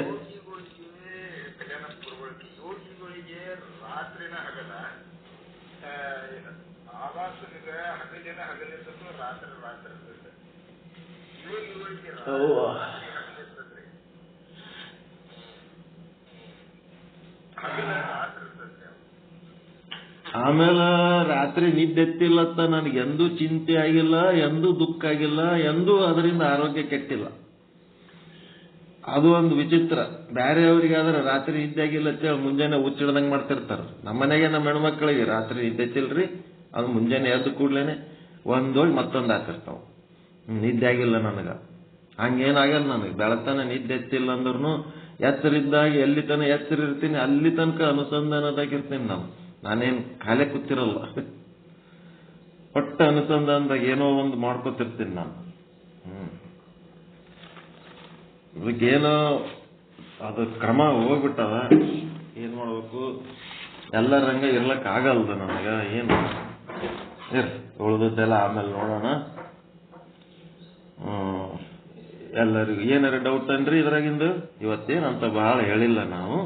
ಏನಿಲ್ಲ ಅಂದ್ರೆ ಭವಚಕ್ರ ಹೆಂಗಿರ್ತದ, ಆ ಚಕ್ರಕ್ಕ ಕೊನೆ ಅನ್ನೋದು ಇರಂಗಿಲ್ಲ. ಆ ಚಕ್ರದ ಒಳಗೆ ನಾವು ಆಭಾಸನ ಸ್ಥಿತಿ ಒಳಗಿದ್ದೆವು, ಮರವಿನಲ್ಲಿ ಇದ್ದೆವು ಅಂದ್ರೆ ಆ ಚಕ್ರದಾಗ ಬಿದ್ದು ಒಂದಾಗುನ ಒಂದು ಹುಟ್ಟುತ್ತೀವಿ, ಕರ್ಮ ಮಾಡ್ತೀವಿ, ಮತ್ತೆ ಸಾಯ್ತೀವಿ, ಮತ್ತೆ ಹುಟ್ಟುತ್ತೀವಿ, ಕರ್ಮ ಮಾಡ್ತೀವಿ, ಸಾಯ್ತೀವಿ. ದೇಹದಿಂದ ಕರ್ಮ, ಕರ್ಮದಿಂದ ದೇಹ, ದೇಹದಿಂದ ಕರ್ಮ, ಕರ್ಮದಿಂದ ದೇಹ, ಬೀಜದಿಂದ ವೃಕ್ಷ, ವೃಕ್ಷದಿಂದ ಬೀಜ, ಬೀಜದಿಂದ ವೃಕ್ಷ, ವೃಕ್ಷದಿಂದ ಬೀಜ, ತತ್ತಿಯಿಂದ ಕೋಳಿ, ಕೋಳಿಯಿಂದ ತತ್ತಿ. ಇವೇನದವ ಇವೆಲ್ಲ ಸೈಕಲ್ಗಳೇನ. ಇದು ಸೈಕ್ಲಿಕ್ ಸೈಕಲ್ ಇದ್ದದಕ್ಕೆ ಹಿಂಗಿರ್ತದ. ಇದು ಲೀನಿಯರ್ ಅಲ್ಲ, ಇದು ರೋಟರಿ. ರೋಟರಿ ಅಂದ್ರೆ ಸರ್ಕಲ್, ಸರ್ಕ್ಯುಲರ್. ಇದು ಲೀನಿಯರ್ ಅಲ್ಲ, ಇದು ಸರ್ಕ್ಯುಲರ್. ಸರ್ಕ್ಯುಲರ್ ಅಂತಾರೆ ಇದಕ್ಕೆ, ಸರ್ಕ್ಯುಲರ್. ಇದು ಸರ್ಕ್ಯುಲರ್, ಇದು ಸರ್ಕ್ಯುಲರ್ ಸಿಸ್ಟಮ್, ಇದು ಲೀನಿಯರ್ ಸಿಸ್ಟಮ್ ಅಲ್ಲ. ಹಿಂಗಾಗಿ ಏನದ, ಇದು ರೊಟೇಷನ್ ನಡೀತಾ ಇರ್ತದ. ಈ ರೊಟೇಷನ್ದಾಗ ಮುಕ್ತಿ ಯಾವಾಗಪ್ಪ? ಇದ್ರಾಗ ಬರೇ ಹುಟ್ಟೋದು, ಸಾಯೋದು, ಕರ್ಮ ಮಾಡೋದು, ಇದರಿಂದ ಮುಕ್ತಿ ಯಾವಾಗ ಅಂತಂದ್ರ ಈ ಬ್ರಹ್ಮಜ್ಞಾನಿಯಾಗಿ ಆ ಜ್ಞಾನ ಪಡ್ಕೊಂಡು ನಾನು ಬ್ರಹ್ಮ ಅದೀನಿ ಅಂತೇಳಿ ತನ್ನ ಸ್ವರೂಪದ ಬಗ್ಗೆ ತನಗೆ ದೃಢ ನಿಶ್ಚಯ ಆಗಿ ಅದರದೇ ಧ್ಯಾನದ, ಅದರದೇ ಸಮಾಧಿ ಒಳಗೆ ಯಾರು ಮುಳುಗ್ತಾರ ಅವ್ರಿಗೆ ಭವಚಕ್ರದಿಂದ ಮುಕ್ತ ಆಗ್ತಾರ. ಬ್ರಹ್ಮಜ್ಞಾನ ಧಾರಣೆ ಮಾಡಿ ಬ್ರಹ್ಮಜ್ಞಾನಿಯ ಒಂದು ಜ್ಞಾನ ಅಂದ್ರೇನು, ಧ್ಯಾನದಲ್ಲಿರೋದು ಅಂದ್ರೆ ಬಾನದಲ್ಲಿರೋದು. ಮತ್ತ ಆ ಬಾನದಲ್ಲಿರುವಾಗ ಏನಾಗ್ತದ, ಸುತ್ತಮುತ್ತಲಿನ ಜಗತ್ತಿನ ವ್ಯವಹಾರಗಳು ಧ್ಯಾನದಲ್ಲಿ ಅವೆಲ್ಲ ವ್ಯವಹಾರಗಳನ್ನು ನಡೆದಿರ್ತವ, ಇದು ನಡೆದಿರ್ತದ. ಮುಂದೆ ಸಮಾಧಿಗೆ ಆದ್ಮೇಲೆ ಲೌಕಿಕ ವ್ಯವಹಾರಗಳೆಲ್ಲ ಜೀರೋ ಆಗಿ ಕೇವಲ ಬ್ರಹ್ಮ ಬಾನದಲ್ಲಿಯೇ ಉಳಿಯುವಂತ ಒಂದು ಸ್ಥಿತಿ ಏನದಲ್ಲ ಅದು. ಹಂಗಾದಾಗ ಏನಾಗ್ತದೆ, ಈ ಭವಚಕ್ರದಿಂದ ಮುಕ್ತಿ ಆಗ್ತದ ಅಂತ ಇಷ್ಟು ಹೇಳಿವಿ. ಇದ್ರಾಗ ಏನಾರ ಡೌಟ್ ಅದೇನು? ಸಂಸಾರ ಅಂದ್ರೆ ಏನಂತಂದ್ರೆ ಸರ್ಕೋತ್ ಹೋಗೋದು, ಸರ್ಕೋತ್ ಹೋಗೋದು, ಸರ್ಕೋತ್ ಹೋಗೋದು. ಸರಿ ಸರಿ. ಕರ್ಮ ಮಾಡುವಾಗ ಒಂದು ಹೊಸ ದೇಹ ತಯಾರಾಗ್ತಿರ್ತದೆ. ದೇಹ ತಯಾರಾದ್ಮೇಲೆ ಮತ್ತೆ ಹೊಸ ಕರ್ಮ ಚಾಲು, ಹೊಸ ಕರ್ಮದಿಂದ ಹೊಸ ದೇಹ, ಹೊಸ ದೇಹದಿಂದ ಹೊಸ ಕರ್ಮ. ಹಿಂಗ್